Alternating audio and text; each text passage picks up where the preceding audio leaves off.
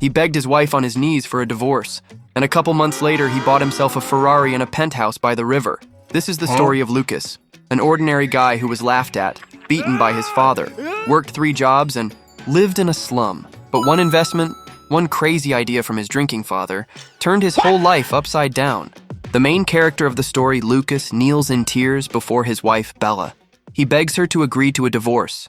Bella, sitting relaxed in her chair, smirks contentedly at his humiliation and agrees to the divorce. She pushes the man with her foot and asks what he can offer her in return for a divorce. Lucas barely holds back the tears welling up in his eyes. He bites his lips from this humiliation. His life is not going well, and the reason for this is his family, especially his hated father. The old man drinks or gambles all day long and raises his voice at his now grown-up son. After his mother's death, Lucas lived with him because he was his only family, although the man did not pay any attention to his son. Lucas is forced to take on a lot of part-time jobs in addition to his office job to avoid going broke. He also works as a waiter in a diner to support himself. One day he sees a family, a father and a young son, who come into their diner. The child is mischievous and spills water.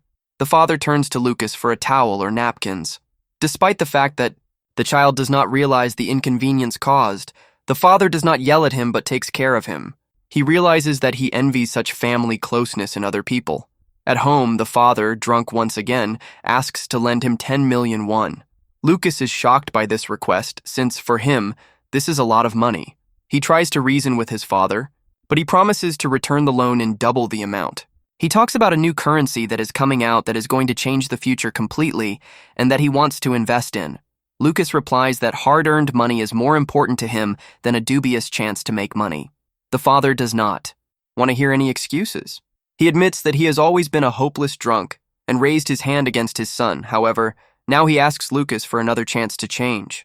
The father asks for this so desperately that tears come to his eyes. Lucas is annoyed, but he cannot refuse his father and eventually agrees to his request. But he wants too much to save their family, to try to make it normal. He wants to trust his father one last time and lends him money. He actively thanks Lucas, hugs him, and promises that his son will not regret it. However, his joyful cries do not inspire Lucas with much hope for success, and for good reason, since very soon Lucas's last relative will also depart to another world. He holds his father's funeral, and thoughts about the currency he bought fade into the background. Lucas's father died in a car crash. Experts say he lost control of his car due to rain and died at the scene. Lucas feels sad about losing his last family member, but at the same time, he feels liberated. With mixed feelings, he spends his leisure time drinking, just as his father had done not long ago. Left alone, he reflects on the strangeness of his life. On the television, he watches while having dinner an interview with a young man. Despite his young age, he has already achieved great success and works in the investment sector. Lucas wonders if this big success is buying a house or something else. However, it turns out that it involves large assets amounting to 4 billion Korean won, which makes Lucas cough. The host asks the young man what he invested in, and he reveals that he chose Bitcoin, the very currency Lucas's father spoke of. Lucas puts 2 and 2 together and realizes that the man on screen got rich doing something he didn't believe in. He looks at his phone lying on the table, wanting to make sure he heard everything correctly, and loads up his online wallet. The host reflects on how profitable it would be to invest in Bitcoin at the very beginning of its journey. The interviewee is sure that no one expected such a rapid increase in price, but if someone had invested in it at the time Lucas's father did, his investment would have grown 2,500 times. Lucas has a huge sum of money in his account, and he almost loses consciousness, unable to believe what he sees. The rise in the price of Bitcoin has driven many around the world crazy, and Lucas feels like he is barely holding on. He has 25 billion won in his account, which is 2,500 times more than his initial investment. Lucas spends the entire evening in shock, constantly checking his online wallet.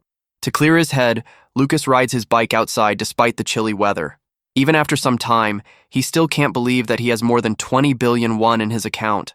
At home, he can't stop checking the market price, which is changing at an incredible speed, so he decides to change the environment. The amount in his account increased by several hundred million overnight. Lucas can't decide whether he should sell his assets now because he already has a huge amount of money. He returns to his dilapidated home, torn apart by contradictions. He reflects that since he has been frugal all his life, he will be able to be patient, but curiosity is stronger than him, and Lucas decides to check his savings once again.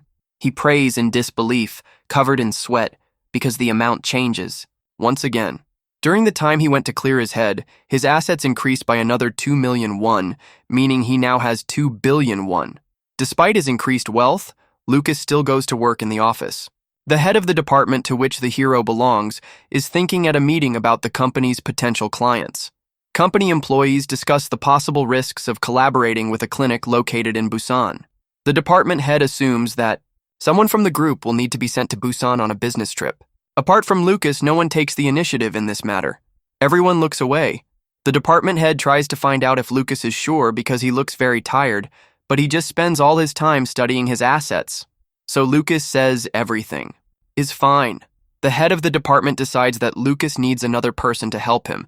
Then Sue, one of the most beautiful and popular girls in the company, volunteers to go with the hero to Busan. Lucas's colleagues look at her, dreaming of spending time together. Other male employees immediately start shouting that they also want to go on a business trip, but the boss decides that 2 people are enough, and Lucas and Sue will go to Busan. The heroes set off by car to their destination to resolve business issues. Sue says she enjoys driving the car her brother sold her last year. Busan is Sue's hometown, and if before she often went home, now she has a lot of work and sports on weekends, so there is no time. They chat for a while, and Lucas wonders what he should do with his life now that he has a lot of money. The journey is leisurely, and there is pleasant conversation between Lucas and Sue. When they stop to take a break from the road, Lucas buys the girl a coffee.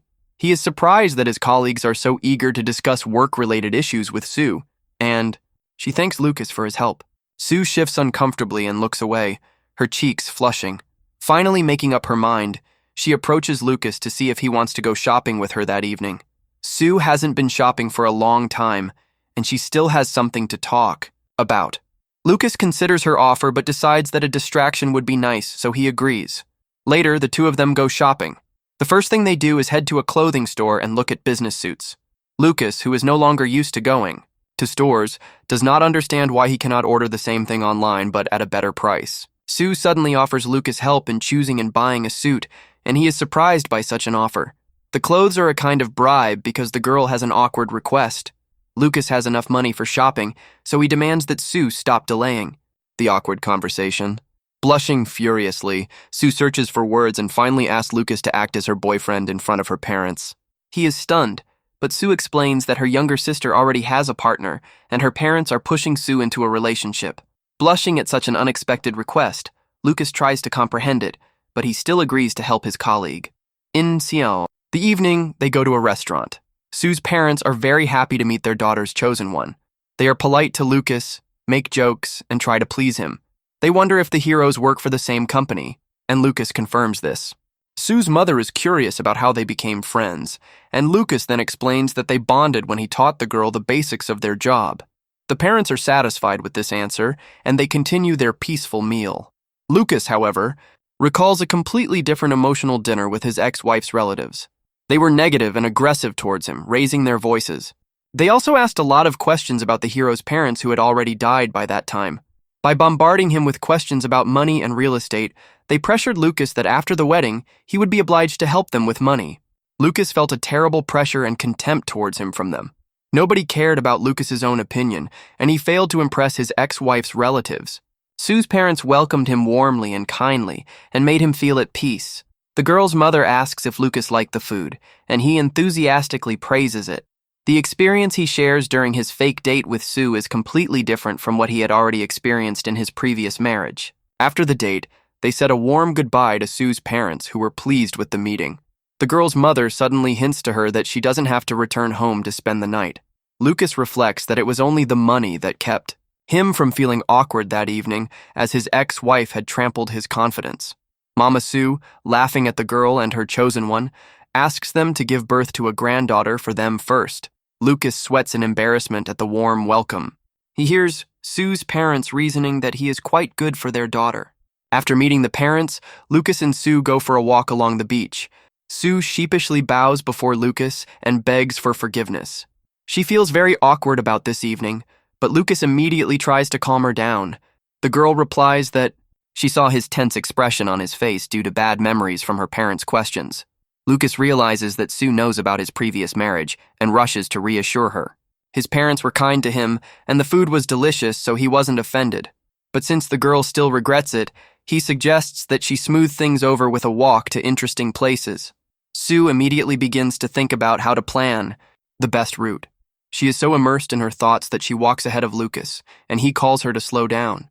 However, he understands that Sue is simply very interested in the task she has received, and exhales with a laugh. Sue's mother's words about her being very stubborn are proven true. Suddenly, Sue's eyes turn to something on the beach, and she has an idea. She shows Lucas the place where she wants to take him. Looking at the place, Lucas feels awkward and chuckles nervously. Sue's interest turns to the fortune teller's tent located nearby on the beach. When the heroes decide to do some fortune telling, Sue gets a good result because she has good and pure energy. The fortune teller describes the girl from a positive side, both as a colleague and as a person. Sue is very happy that luck will be on her side throughout her life. However, the fortune teller points out that Sue recently missed a chance for something. The fortune teller says that she needs to be bolder and not hesitate. Lucas listens to their conversation with half an ear. He absolutely does not believe in these fortunes. The fortune teller says that Sue will still have another chance, and she must be strong and attentive. Lucas can barely contain his sigh at the fortune teller's words. However, Sue persuades the man to take part in the fortune telling. The girl thinks the fortune teller is trustworthy, but Lucas has no questions he would like to ask her. He tries to refocus his attention on Sue's interests, but the fortune teller's keen gaze is already fixed on him. The first thing the stranger tells about him concerns the times of famine that Lucas lived through, and this shocks him. He is stunned that the fortune teller knows about the poverty he lived in as a youth. However, Lucas, according to the fortune teller, was able to catch great luck, and she even envies him.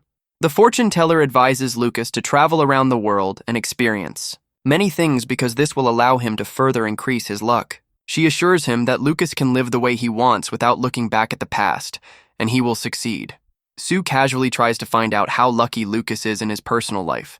Lucas immediately becomes immersed in thoughts about the fortune teller's words and has no idea how he can change his lifestyle. However, he still found it pleasant to hear good predictions. When it comes time to pay for the fortune telling, Lucas is horrified by the large sum, although he has hundreds of times more in his account. Nevertheless, they leave the fortune teller in an elevated mood. Sue invites Lucas to eat conger eel with her at the market. She takes the still thoughtful man by the jacket and leads him behind her. Lucas doesn't know what to expect from the future yet, but he is starting to feel interested in it. In total, the heroes need 4 days to set up work in Busan, after which they return from their business trip. Lucas returns from a business trip to his abandoned apartment. He immediately rushes to the computer to check the Bitcoin rate. At first, he is horrified that he had not sold the assets earlier because he had lost 200 million won, but very soon he is earning 300 million won per hour. He breathes a sigh of relief but still doesn't understand what to do with the assets. He is mentally exhausted because he spent the whole weekend watching the Bitcoin rate. He is tormented by doubts about when to sell assets and whether it is worth doing so at all. But then the weekend passes and he goes back to work in the office.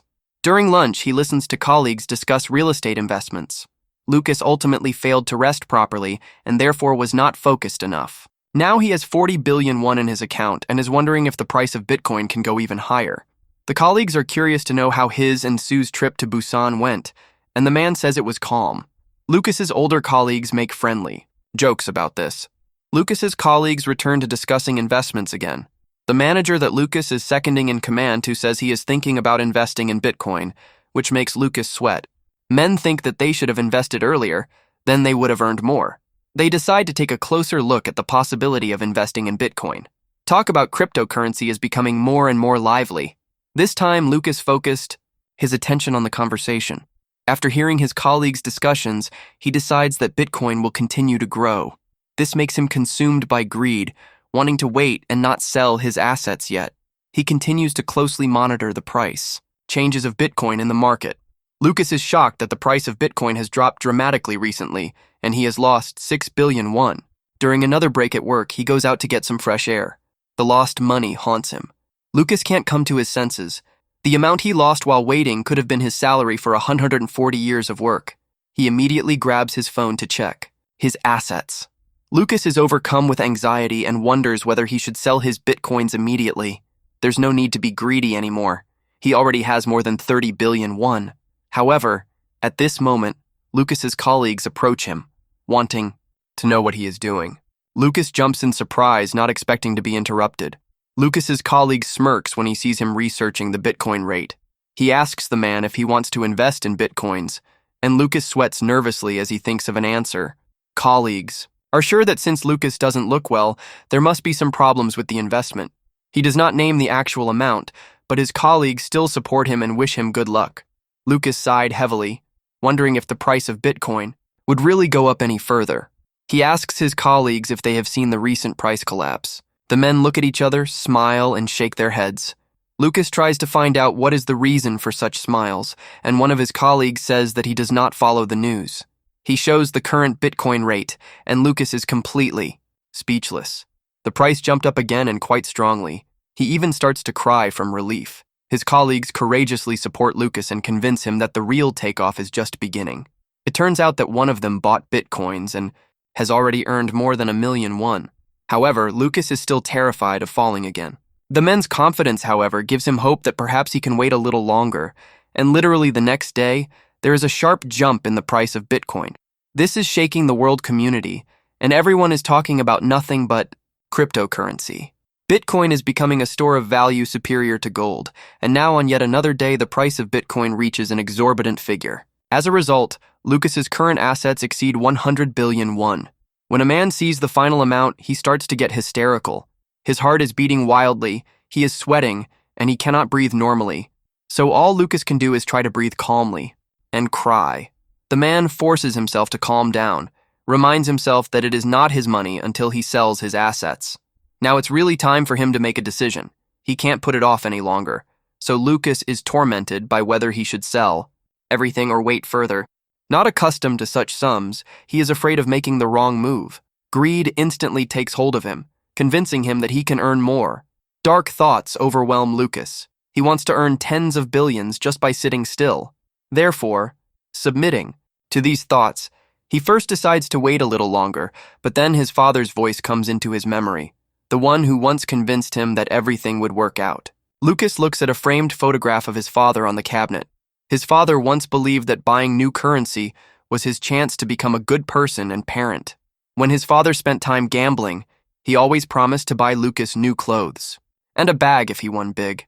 He had been putting life on hold all this time, and Lucas realized it was time to make a change.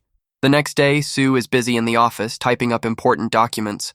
She stretches with pleasure to relieve the fatigue of sitting in one place for a long time. Sue notes that Lucas never showed up at the office after they returned. The girl approaches one of the managers and presents the results of her work, and he thanks her for her work. The manager tells the girl that Lucas took a day off, so he is not in the office. Sue hopes that nothing serious happened to the man. Meanwhile, Lucas finally leaves the house and goes shopping. His first destination is a car dealership. The salon employee asks if the client has any wishes. Lucas feels awkward, but one car still catches his attention. It turns out to be a recently released white Ferrari model designed for both city driving and sports. Lucas decides to buy it, but when the salon employee starts talking about payment options, he interrupts him. He hands over a bank card, offering to make the purchase immediately because he plans to pay for his new car in one lump sum. The day before, Lucas sold his assets and earned 100 million won. Now Lucas is young and rich, a very pleased with himself man. However, he does not immediately understand what to do with such huge amounts of money. He decides to buy a car first, and now he will have to wait for it to be delivered from the showroom. Having spent a huge amount of money by the old standards, Lucas leaves the salon. He belatedly panics at the fact that he has spent almost 500 million won. Nevertheless, he took the first step towards pleasant and important spending. He once made this list when he could only dream of wealth, and the next item on this list is buying a luxury apartment. At the real estate agency, the employees actively welcome Lucas. Lucas says he needs a spacious apartment in a new building with a view of the Han River, since this is usually very expensive real estate. The agency employees are very interested in such a client, so Lucas and his realtor go to look at one of the options. It is a very large and newly built complex, and it will cost the hero 2 billion won to live in it. The realtor tells the man about the bonuses of the area, such as walking paths, gardens, and a swimming pool. Another big advantage of the residential complex is the gym. The apartment they are going to look at is on the 11th floor, and the realtor calls Lucas to follow him. As in many Korean apartments, the door is opened with a key card. Stepping inside, Lucas feels overwhelmed by the size of the apartment. It is so big that you can go jogging on it in the morning. The realtor tells the shocked client that the apartment is fully furnished, with furniture made from the highest quality materials. The girl shows 2 bathrooms, each larger than the apartment Lucas currently lives in. He jokes that there is no need to worry about mosquitoes or noise outside the window, and the realtor replies that this is one of the advantages of high-rise buildings. For Lucas, this place is so luxurious that he would be willing to live in less comfortable conditions. He opens the window and is speechless at the view of the river that opens up to him. It is so beautiful and impressive that the man admires it out loud. The realtor asks for the client's opinion and offers to show other options, but Lucas is satisfied with this apartment. He turns to the girl accompanying him and says that he will take this option. At the real estate agency, they prepare a contract for him, which Lucas signs immediately. Lucas is asked to pay a down payment and a brokerage commission to move in. However, the man takes out the suitcase he brought with him and replies that he will pay the entire amount at once. He opens the suitcase and specifies that the amount will be paid in cash. While the girls look in horror at the amount of cash, Lucas asks them to provide a check for the broker's commission. Meanwhile, in the office where Lucas works, the manager is flirting with his colleague in the storage room. He took her to a restaurant the day before and suggests they try a better place. He captivates the girl with his night look, smiling, and the girl gives in to his flirting. Suddenly, the flirting is interrupted by Sue bursting into the storage room and quickly approaching manager Dan. After waiting for Dan's girlfriend to move away a little, Sue moves closer. She comes very close, wanting to talk to the man about something important. The man is stunned by such an attack and does not understand what questions Sue could have for him. Sue looks menacingly at her colleague and asks if he knows where Dan lives. Dan doesn't understand why a popular girl like Sue needs Lucas's address. The girl replies that she wants to visit him because she is worried about Lucas's long absence from work. Dan can't help but wonder if Sue is so worried about all of her colleagues. However, he also doesn't know where Lucas lives. But he can call him and ask. He eventually contacts Lucas on Messenger, and he agrees to give them the address. Seeing such an active reaction, Dan wonders if Sue has become interested in his senior colleague. As Dan looks at her, Sue almost hums with joy at the upcoming meeting. After work, Sue and Dan, having bought some treats for Lucas, go to his house. Sue thinks about what Lucas's house might be like because she is very curious. She thinks that his apartment is small since he lives alone, and it is probably neat and clean. Dan is also trying to imagine what Lucas's apartment is like. He thinks it's minimalist because he still lives where he lived before they got married. They arrive in the area where Lucas lives, and it doesn't look like what they expected. Once inside the apartment, Dan and Sue recoil in shock and horror. Lucas thanks them for coming and apologizes for having to use the excuse of feeling unwell at work. The apartment they find themselves in turns out to be dirtier and more musty than Dan and Sue thought. However, Lucas is not worried about the fact that it is not tidy, as he is preparing to move. Dan winces in horror as the apartment looks more like a warehouse than a home, and stinks badly. Lucas explains that it has nothing to do with the house, but rather that there is a sewer leak nearby. Sue touches the wall with her fingers, which is heavily covered in black mold. Tears well up in the girl's eyes at the thought that he had lived in such an apartment alone all this time. Dan watches surreptitiously as Sue trembles with emotion, so he decides to help Lucas with the move and help pack the boxes. Sue supports this idea. Lucas clarifies if everything is okay because the heroes can get dirty, but for them, it is nothing. The hero is grateful to his colleagues for their concern and help. They walk out into the parking lot, and Dan looks at one of the cars in surprise. Of course, his attention is focused on the latest Ferrari model. He doesn't understand what such a luxurious car is doing in this place. Dan thinks he'd like to take a closer look at her, but he feels awkward in front of his colleagues. Noticing his interest, Lucas calmly approaches the Ferrari and offers to put the boxes in it. Dan and Sue are speechless at the unexpectedness of this proposal. At first, Dan thinks that Lucas rented this car for the move, and when the hero says that this is his car, Dan breaks out in a sweat from shock. The heroes think that Lucas has come into an inheritance. Otherwise, they cannot explain where he got a 400 million won car from. However, all Dan can think about is how much he wants to ride it. Lucas invites his assistants to look at the apartment they are moving to. Dan and Sue are certainly on board with this, as they are very curious to see Lucas's new place of residence. However, there is only one passenger seat in the car, and only one person can travel with him.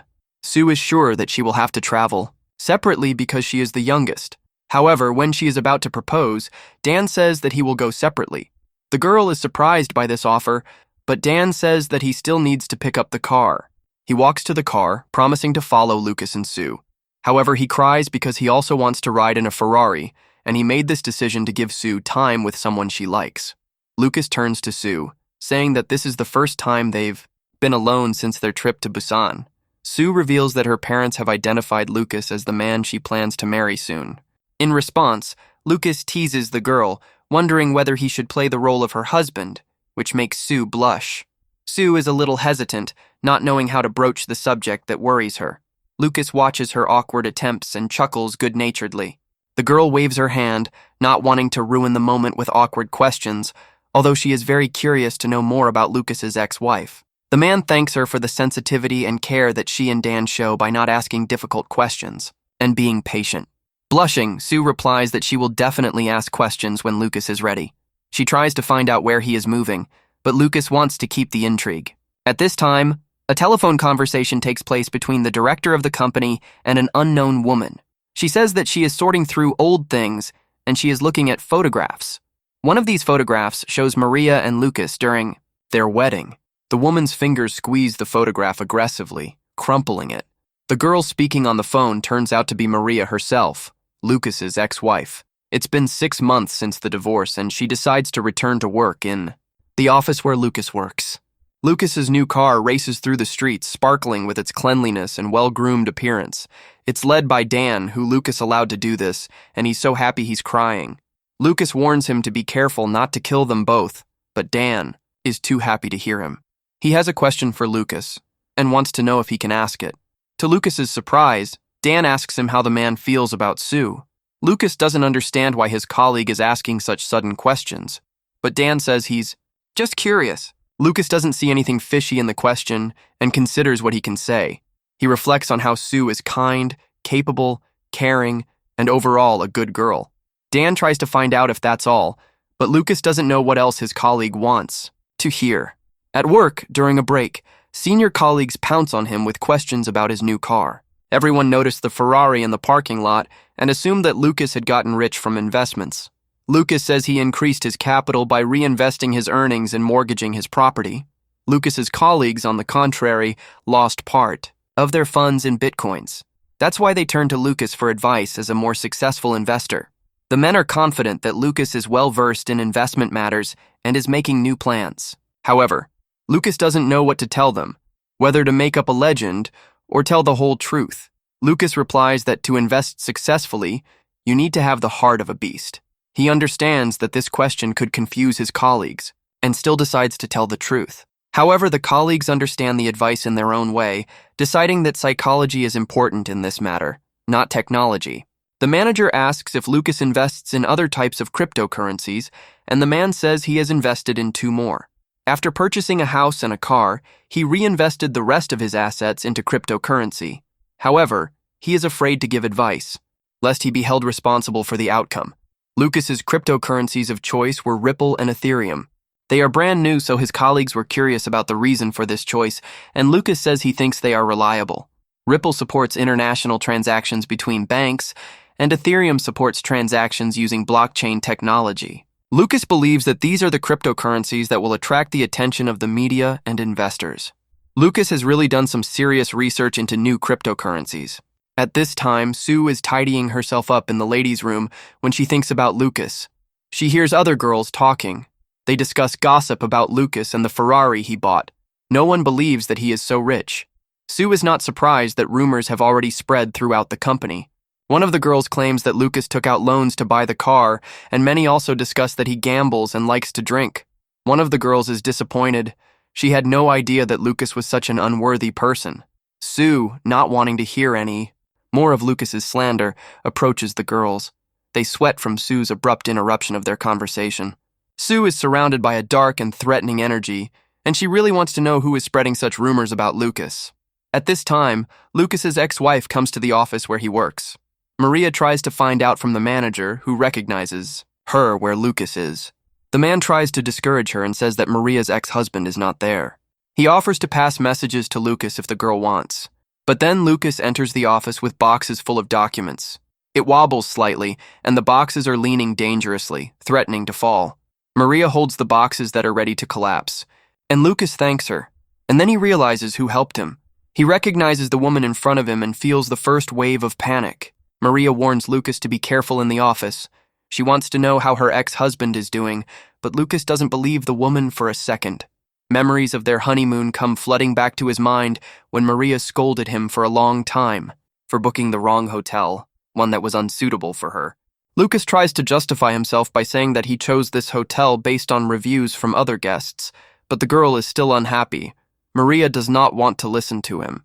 Throughout their marriage, the girl humiliated him and made him guilty of everything, convincing him that she had shown him a favor with their marriage.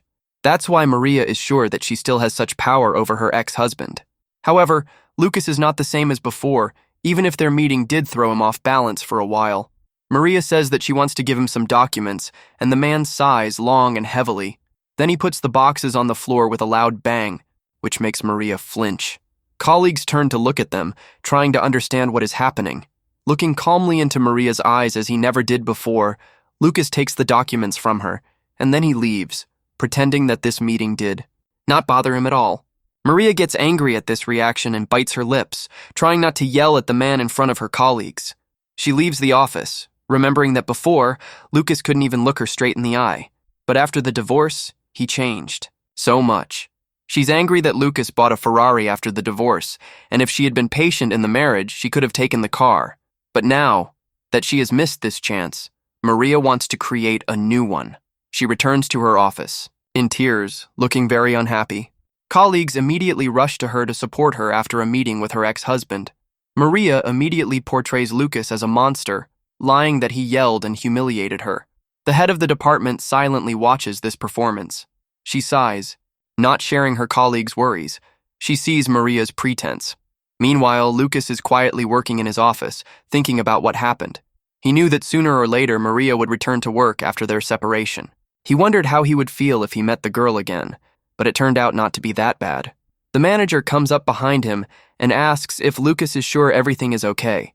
He calls the younger one to the roof, where his colleague immediately attacks him with hugs. He thanks Lucas for the advice that allowed him to make good profits.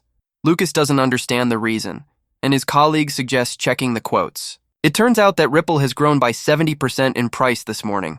Lucas wonders how much money he now has uncounted, and he tries to count it. It turns out that Lucas's assets already amount to 98 million won. Colleagues, having invested in Ripple, earned several of their annual salaries. The manager thanks Lucas for everything he has done for them, but Lucas believes that it is their own responsibility.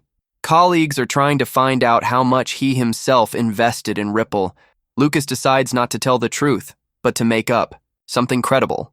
So, he says that he invested 1 billion won each in Ripple and Ethereum. Everyone is surprised at how much Lucas has invested and earned from it. The hero refuses to give advice because investing is a personal responsibility. However, he himself says that he will not sell Ripple for now, but will wait a little longer. Rumors that Lucas has hit the jackpot with cryptocurrency quickly spread throughout the company. Lucas's success at such a young age is the talk of the office. People also talk about Lucas's colleagues following his example and investing successfully. However, recently someone has been spreading bad rumors that he beat his ex-wife and took money from her. Maria overhears her ex's colleagues deciding that someone is spreading bad rumors specifically to defame Lucas. She is furious that her plan is failing and people are defending Lucas instead of vilifying him. In her irritation, she almost gives away her presence and hurries away. All that remained where she had stood was a crumpled drink cup. It's lunchtime, and the heroes go on break. Sue sits thoughtfully by the window in the cafe, looking out the window as if waiting for someone. The men present in the cafe stare at her and openly admire her. However, Sue looks very nervous and agitated. She turns pale. Dan appears in the cafe and calls the girl by name. He is carrying a tray with their drinks. He asks how long Sue waited, but she says she just arrived. Dan called her to this cafe to tell her something special about Lucas. Dan wants to ask her a question first, and then discuss the rest. He asks Sue what she thinks about recent rumors. about Lucas's gambling addiction and cruelty to his wife. Sue exclaims sharply that all these rumors are ridiculous and she does not believe them at all. Someone is spreading them maliciously. This answer satisfies Dan, and he decides to ask the girl something else. Finally, Dan asks Sue if she is in love with Lucas. This makes Sue blush deeply and becomes speechless with embarrassment. She screams and stutters, trying to dissuade Dan from his words. Dan chuckles and asks the girl not to pretend. He understands everything and wants to help. Dan tells the girl to go to Lucas right now and confess her feelings. At this time, Lucas is on a break again and receives hugs from happy colleagues. Trusting Lucas's instincts, his colleagues decided to wait with the sale of assets. And they were right. Lucas is not very happy that the number of people thanking him has increased significantly. Colleagues begin to thank him because thanks to Lucas's advice, they were able to solve their financial difficulties. After rumors of Lucas hitting the jackpot, most of the company's employees got involved in the cryptocurrency game. Soon, everyone who trusted Lucas and invested in Ripple received huge profits. Colleagues call Lucas a financial god and confess their love to him. One of his colleagues tries to figure out how much money Lucas has earned, and he tries to get out of it. Lucas currently has 578 billion won in his account. In fact, for the same amount of money as Lucas, you could buy almost any company. When Lucas invested in new cryptocurrencies, he thought their prices would rise. However, he could not even imagine that in a month the situation could become so crazy. The hero counted on human greed, but growth was still too fast. The girls from the office also join their colleagues to get investment advice from Lucas. The hero replies that investing right now is a bit risky. The price has gone up too much lately, which means it could fall too much. The girls thank him for the advice and ask what other investment options there are.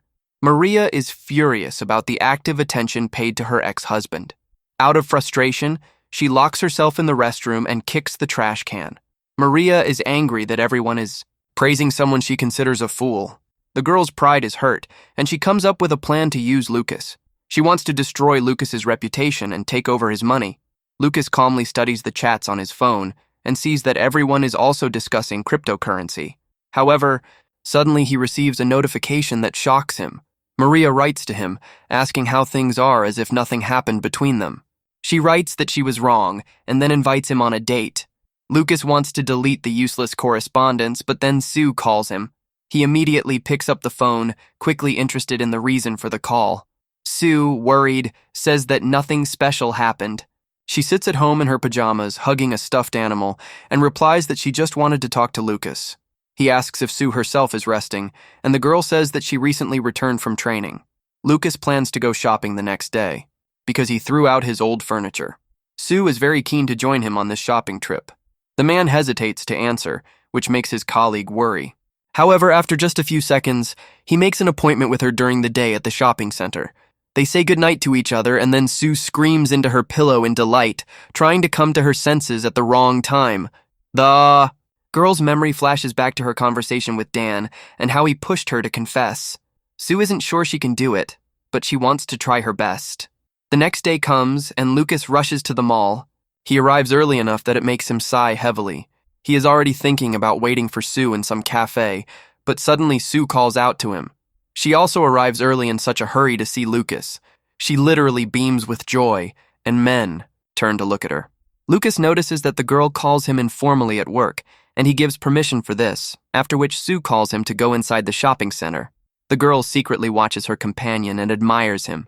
She is happy that Lucas agreed to take her with him for a walk.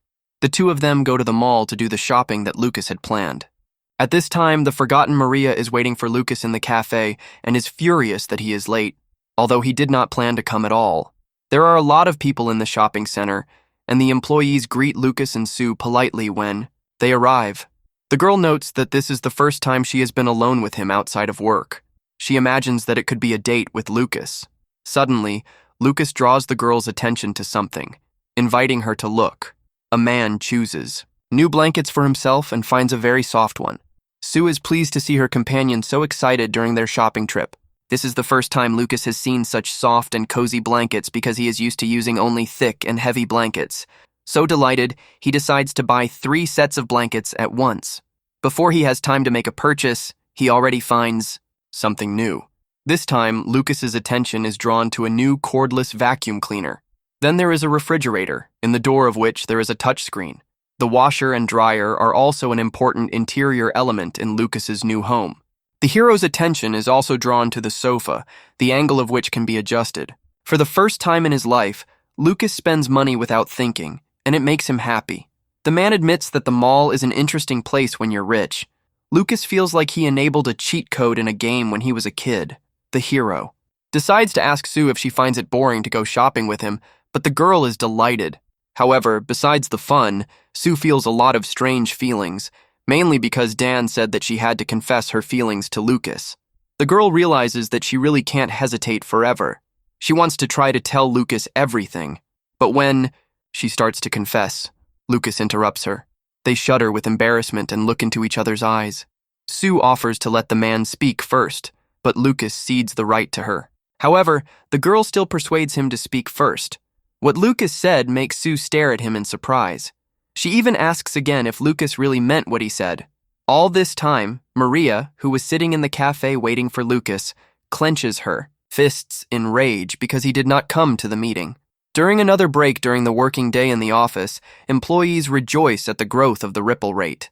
The men loudly encourage themselves and each other. Lucas's company is looking at this from the outside, noting that there are even more people investing in cryptocurrency. One of the shouters is a man who previously derided cryptocurrency as a form of gambling. However, in addition to the rise in the price of Ripple, the price of Ethereum is also rising, so Lucas is very happy.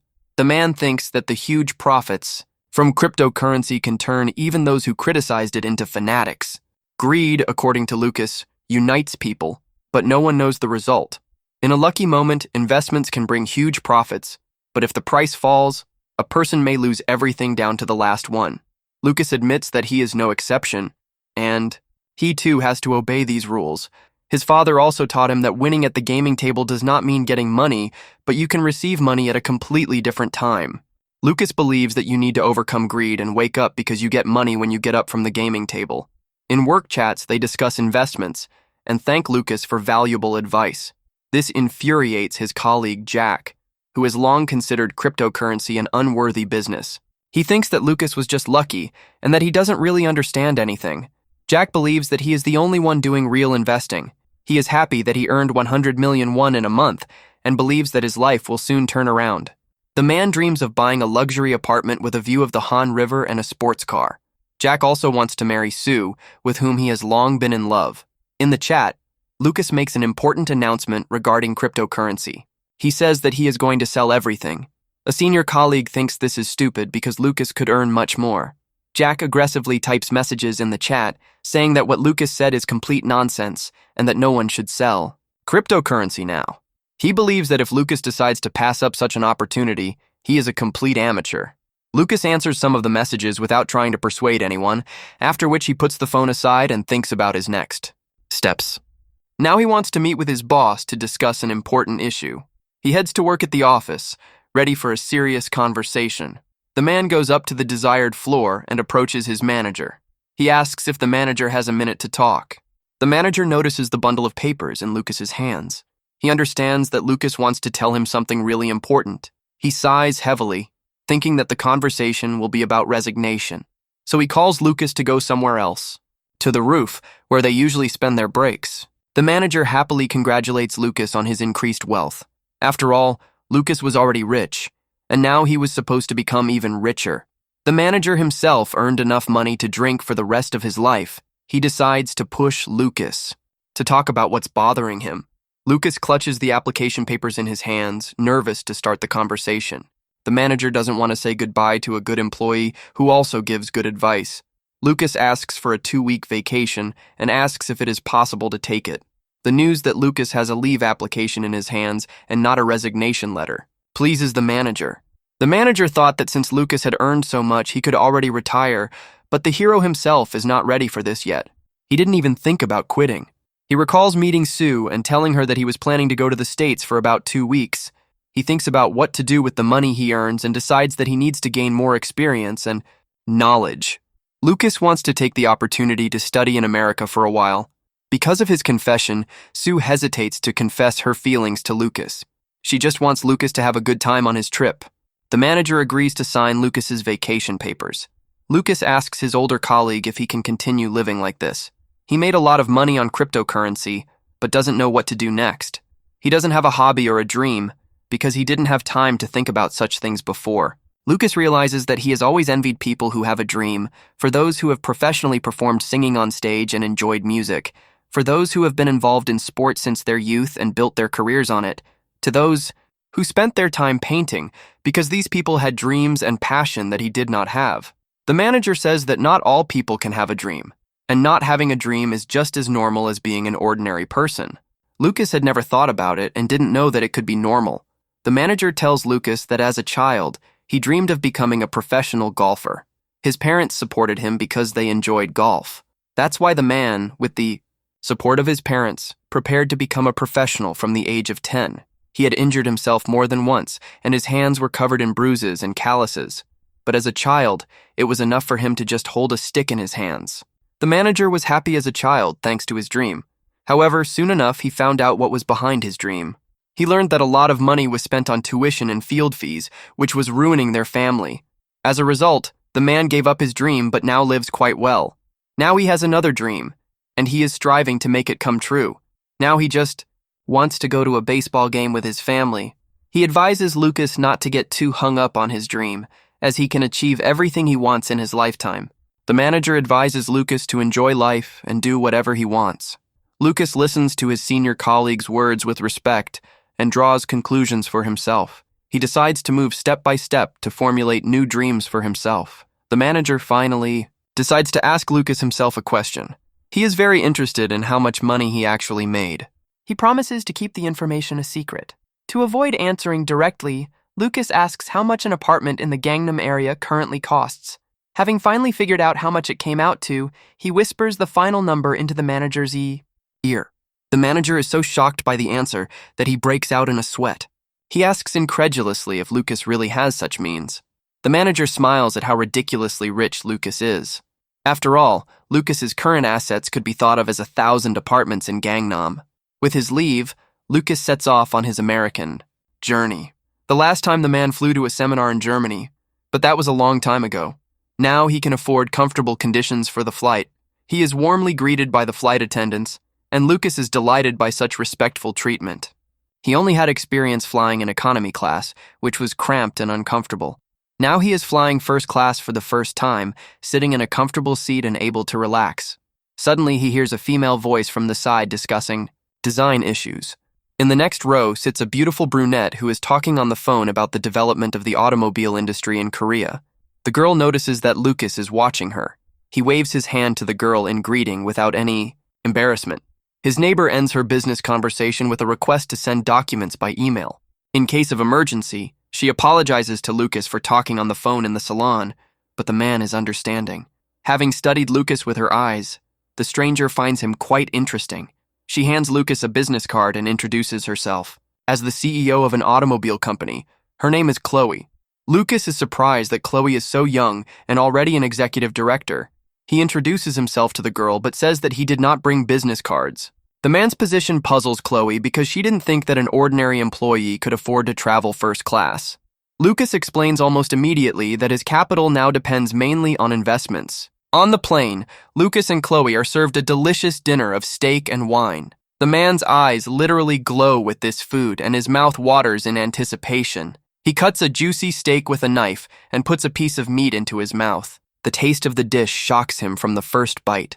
Lucas eats something so delicious for the first time. Lucas closes his eyes in pleasure, delighted by the combination of meat juice and sauce. He also really liked the wine, and in general, the whole meal was a pleasant surprise for him.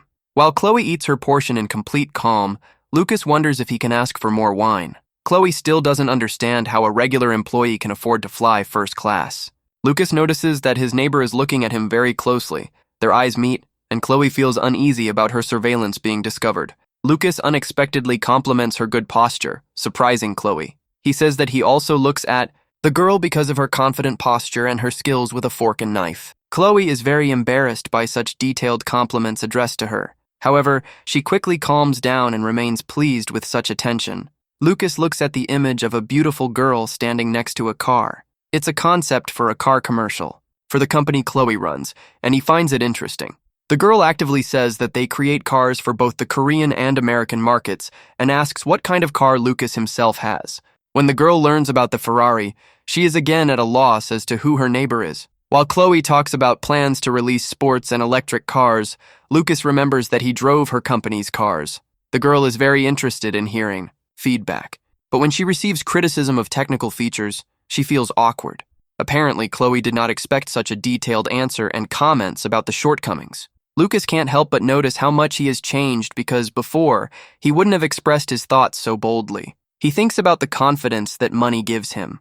To lighten the mood, he points out that Chloe seems to really like cars, and she says it's been a passion since childhood. She loves driving different cars and recently had an interesting experience with a Mini in the UK. The girl actively talks about her impressions, and Lucas thinks about how nice it is to see a person who is passionate about their work. However, throughout their flight, Chloe constantly bombards him with various information about cars. Lucas couldn't get any rest during the flight because of her chatter. That's why he's very happy to arrive at San Francisco Airport. He and Chloe shake hands, and the girl asks to contact her when Lucas returns to Korea. The girl smiles and wishes Lucas a good trip. A rather exhausted Lucas wishes her all the best in return. He decides that next time he should behave more modestly and not make acquaintances. After collecting his luggage, the man finally leaves the San Francisco airport. He finds himself in an unfamiliar environment and opens his mouth in surprise, looking at people of different races and skin colors. He finally realizes that he is indeed in America. Suddenly, someone from behind loudly calls the man's name. Lucas turns around and sees Charlie, his old friend, running towards him. The men shake hands and joke with each other. Charlie is Lucas's closest friend, sharing all the hardships with him when they lived together during college. Afterwards, he managed to move to the States and settle here, and America changed the man quite a lot. Charlie invites Lucas to lunch, and the man is surprised when he managed to make a reservation, to which Charlie laughs that in America, you have to eat hamburgers. Meanwhile, in Korea, Maria is trying to contain her anger at lunch and destroys her salad with a fork. She is furious that Lucas not only ignores her, but also manages to cheat on her. She almost growls at the fact that she had to sacrifice her pride and write to her ex-husband, whom she despises. When colleagues ask what happened, Maria jokes that she was thinking about her ex-husband. She immediately starts saying the worst things she can think of about Lucas. He brings up gambling debts, betrayal, and domestic violence. However, she is immediately interrupted by the manager from her department, who says that it is Maria who is paying too much attention to Lucas. She smirks, noting with surprise that if she broke up with someone, the story would end in this way. She hints to her colleagues that they shouldn't trust Maria's words, and the girl almost explodes from such a hint. The manager adds that she tried not to interfere in their personal lives before, but the rumors that Maria spreads do not correspond with the reputation Lucas has received in the company. She openly accuses Maria of being jealous and trying to ruin Lucas's life. Maria is at first speechless from such a rebuff and does not know how to respond. However, her acting skills are immediately brought to the maximum. She starts crying loudly and rushes out of the office. The manager rolls his eyes at this behavior and sighs heavily. Maria runs into the women's restroom in a rage to avoid screaming right in the office. She kicks the trash can while screaming and calls the manager dirty names. However, she intends to ignore it and endure it further. Maria also succumbed to the fever of buying Ripple and was able to make good money on it. She is sure that she will become very rich and will have the last laugh. At this time, Lucas's colleague Jack, who was the loudest in shouting that Ripple couldn't be sold, boasts during the break that he was right. He mocks the skills of Lucas, who chickened out and didn't earn more. Jack convinces his colleagues that they should not sell but buy Ripple and tells them to trust him. Lucas's office colleagues watch his screams from the sidelines. One of them was worried when Lucas sold his assets and didn't know what to do. Next, as profits continue to grow, he finds it difficult to fight greed.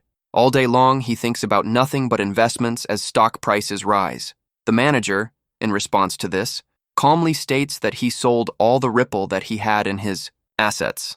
This shocks his colleague as the investment is bringing in huge profits every day. But the manager shrugs, trusting Lucas to take the bold step of selling. In response to the younger man's suspicious look, he philosophically remarks that the cryptocurrency will continue to grow regardless of people's actions and that more can be bought.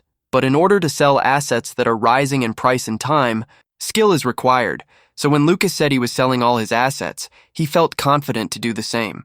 Meanwhile, in San Francisco, Lucas and Charlie are sitting at a burger joint. An cute waitress brings them their order. Lucas really likes the prepared burgers from the first bite, and Charlie is happy about it. He sympathizes with Lucas's expensive trip, but promises to make his stay at his home comfortable. Lucas is touched that his friend is willing to take care of him even though he knows nothing about his financial situation. Suddenly, someone calls out to the men having lunch, and Charlie turns towards the source of the sound. A non-Asian boy and girl approach them, both with blonde hair and speaking unaccented English. In America, Charlie is sometimes called by his nickname, but he doesn't mind because it sounds cool. Their new interlocutors are Chris and Helen. Charlie became friends with them after moving. They sit down to eat together and discuss Charlie's work projects, which make a big contribution to the automobile industry. Charlie develops software for self-driving cars. Chris is the founder of a startup in this area, developing an autonomous driving system for installation on trucks. Helen also has her own startup company. She designs and manufactures clothes and shoes from environmentally friendly materials. Lucas is delighted that both of his new acquaintances are heads of companies. They discuss how starting a startup is very difficult, like climbing a snowy mountain. The path consists of attempts to implement your idea by any means and overcoming obstacles of varying complexity. But the moment the idea comes to fruition, you feel that it was all worth it. Lucas admits that he respects Chris and Helen very much for such courage. He looks at his new acquaintances with admiration. Chris replies that ideas are good, but they require talented people like Charlie to implement them since his programming. Skills allow him to implement any idea. However, he immediately makes fun of his friend, noting his great love for hamburgers. Watching their verbal spat, Lucas notes with satisfaction that it was only after arriving in America that he was able to meet the founders of his companies. He already feels that his trip to the States was fully justified by such an interesting experience. In the evening, they arrive at the apartment where Charlie lives. It is located in an ordinary apartment building. It is quite clean and well furnished, which Lucas did not expect. He learns that the rent for such a house is about 4 million won, or a little over $3,000. Charlie explains that real estate in the US is more expensive than in Korea, with real estate in San Francisco particularly expensive. He opens the refrigerator and throws a can of beer at his friend. Charlie thinks they should rinse their mouths after eating and discuss Lucas's travel plans. Charlie knows his friend too well to understand that Lucas would not have come to the States just like that. Lucas smiles contentedly, glad that his friend still understands him well. Sipping one can of beer after another, the men discuss what has happened during the years of their separation. Charlie is very happy about Lucas's divorce from Maria, whom he never liked. Lucas regrets going through the experience, but Charlie notes that it toughened the man up. However, Charlie is glad that his friend has become more confident and healed thanks to successful investments. He says that in America, many have hit the jackpot on cryptocurrency, and some are even creating it themselves to get rich. Charlie suggests that Lucas create his own cryptocurrency, and he is interested in this question. However, Lucas has another plan for now, and he asks Charlie for help. Charlie is interested in how he can support his old friend. Lucas's plan is to start his own company. Charlie believes that Lucas got this idea because he had too much to drink. However, Lucas became seriously interested in starting his own company after meeting Chris and Helen. To explain to his friend what the underground rocks might be, Charlie talks about 3 important components of startups. The first component is capital, that is, cash and other assets. The second component is a unique idea that would make the startup stand out in the market. And the third component is the abilities of the creator and representative of the startup. Even if a director has money and an idea, he can destroy a project without having the ability to manage, and vice versa. Having the ability but not having the initial capital can lead to failure. Lucas ponders what qualities a CEO needs, whether they include professionalism, intelligence, and energy. Charlie believes that running a company is not easy, and that if you have money, it is better to invest it. A friend's words make Lucas think about choosing a new life strategy. He decides to ask Charlie how to invest in companies correctly. After a detailed discussion of all the details, the next day, Lucas and Charlie set up a business meeting at a burger joint. It turns out that they invited Chris, whom Lucas recognized the day before during the conversation. Chris learns that Lucas has decided to invest in his startup. The men laugh at the fact that choosing a burger joint as a place for a business meeting is definitely an original decision. They discuss Chris's startup, about which Lucas has gathered all the information he needs. It turns out that the company has high growth and technological capabilities and therefore has already received an investment offer from a large Korean corporation. Chris tries to insist that they have a lot of offers, but Lucas thinks that he is actually hesitant. Such insight surprises the American, and he shudders at Lucas's words. Companies interested in Chris's startup demand good terms for themselves, but unfair ones for Chris. Lucas, on the other hand, wants to become a partner for the startup, not take it over. The initial offer to buy 10% of the shares for $500,000 shocks the American. In offering his investment terms, Lucas appears confident in his abilities. Chris, after listening to him, wants to check the documents first to make sure that Lucas can afford such an investment. At this time, Charlie eats burgers quite calmly, confident in the success of the deal. Chris looks over the papers carefully, rubbing his chin thoughtfully. He ends up offering to sell Lucas 10% of the shares for $700,000. Charlie immediately intervenes in the conversation and asks Chris not to inflate the price since he initially wanted $400,000. When Chris asks him not to interfere with the negotiations, Charlie points out that he was the one who advised Lucas to invest in his friend's startup. He makes his offer of 20% of the shares for $900,000. Charlie knows full well that the American has an acute shortage of capital due to the development of new technology. A large Korean company wants to acquire his startup, and if they don't come to an agreement, Chris will simply lose the right to manage his business. He assures his American friend that Lucas would not do something similar. He will take some shares as part of a fair investment deal and will not interfere with the management of the company. Therefore, he recommends that Chris carefully consider their offer and see the greater benefit in it. Chris swallows nervously in response to his words, but realizes that he has no choice. He extends his hand to Lucas to shake and announces that they are now partners. Lucas, as an investor, will be looking forward to seeing the company grow. When they go outside and he looks at the signed papers, he thinks that regardless of the outcome, this is a good experience. He is very grateful to Charlie for his help and support in his new endeavor. Charlie's knowledge turned out to be much broader than he expected, and he has an excellent understanding of the internal workings of companies. That's why Lucas decides to make sure to repay him for the opportunity he received. He talks about his strong love for his friend, but he just waves it off in embarrassment. Lucas asks for recommendations for a few more companies to invest in. Charlie laughs that he can't stop thinking about work, and Lucas actually wonders how things are going at the office. Meanwhile, Chloe, who was on the plane with Lucas, learns that an American startup has rejected their investment proposal. It turns out that it was her company that wanted to take over Chris's business. An employee of her company reports that their plan has failed. The girl is stunned that Chris sold the shares to a new investor, but Chris is not alone, as several other companies have chosen to partner with a private investor rather than Chloe's company. The girl frowns when she hears that this unknown investor is one person. Usually she is more perceptive, but here she managed not to know some major player in the investment market. She orders her employee to find out as much as possible about this investor in order to buy his shares. Now, Chloe's goal is to find her competitor, but she doesn't yet suspect that it is Lucas. Meanwhile, all over the world, the price of Ripple begins to fall at an incredible rate. This drop is being actively discussed in Lucas's company work chats. Everyone is in a panic. Lucas's colleagues begin to blame Jack, who persuaded them to invest in Ripple for their financial losses. Jack feels pressured by his colleagues to take responsibility. Many of the company's employees lost several million won in a week. Maria, who also suffered great losses although she boasted so much that she was more successful than Lucas, watches this squabble in horror. Jack immediately starts yelling at the others that they shouldn't have blindly believed his words and that they themselves are to blame for their losses. Everyone is very disappointed in him, as the man was very active in forcing everyone to give up selling cryptocurrency. One of his colleagues grabs him by the collar and shakes him hard, starting a scuffle. Dan, who did not believe Lucas's words and did not sell the cryptocurrency on time, feels the bitterness of defeat. He looks thoughtfully at the sky, trying not to despair about what is happening. Dan regrets giving in to the impulse of greed instead of listening to his friend's advice. He decides to sell all his assets now while there is at least some chance to make money and not fall into complete despair. He sighs dreamily and wonders what Lucas is up to while they're going through tough times. Meanwhile, Lucas is hiding in a destroyed building, reloading his pistol. He is covered in sweat and dust, breathing heavily and listening to footsteps.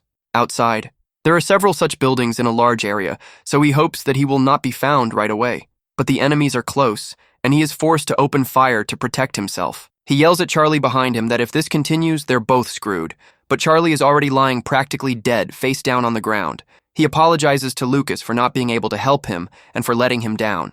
Before Lucas can rush towards him, he receives a series of shots in the back. He falls to the ground next to Charlie, who screams and calls his name. The man who shot Lucas in the back stands quietly behind, watching the men. Suddenly, he pulls out another weapon from behind his back, which turns out to be a frying pan. He begins to beat Lucas and Charlie, who are lying on the ground with a frying pan, forcing them to completely admit defeat. As a result, the exhausted and beaten men can only lie there and regret what happened. It turns out that Lucas and Charlie were playing a computer game all this time. Lucas is very happy that his friend helped him invest in several startups. In gratitude for this, he decided to give the person who supports him so much a new apartment. At first, Charlie refused, insisting that he was not helping Lucas out of any self-interest. However, Lucas found a way to convince him and show his appreciation. He equipped the apartment he gave Charlie with the latest technology. It had a powerful computer, various gaming consoles, and machines. Such an apartment could not fail to captivate a man at first sight, so Charlie accepted her on the condition that Lucas would continue to live with him.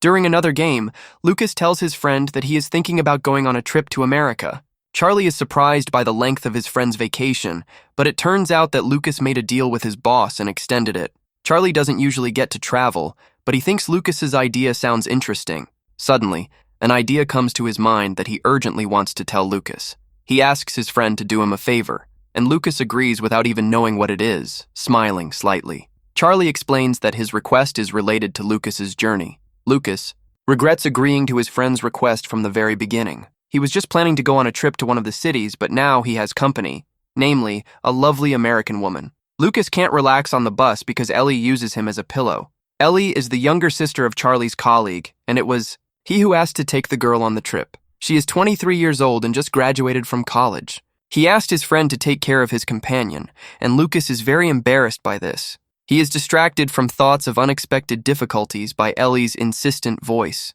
She leans against the window, very excited that they have reached their destination. That destination is sunny Los Angeles. Their company attracts a lot of attention as the beautiful Ellie captures people's attention. But Ellie's attention is captured by Lucas, who, like her, finds himself in Los Angeles for the first time. Ellie is very excited and looking forward to new experiences. Lucas is surprised by the girl's easy attitude towards traveling alone with a man. He decides that it is because Ellie is American. It is also possible that because the girl is younger than him, she may consider Lucas to be something like an uncle. Noticing that Lucas was deep in thought, Ellie actively waves her hand in front of his face. She calls the man's name loudly, forcing him to listen to her.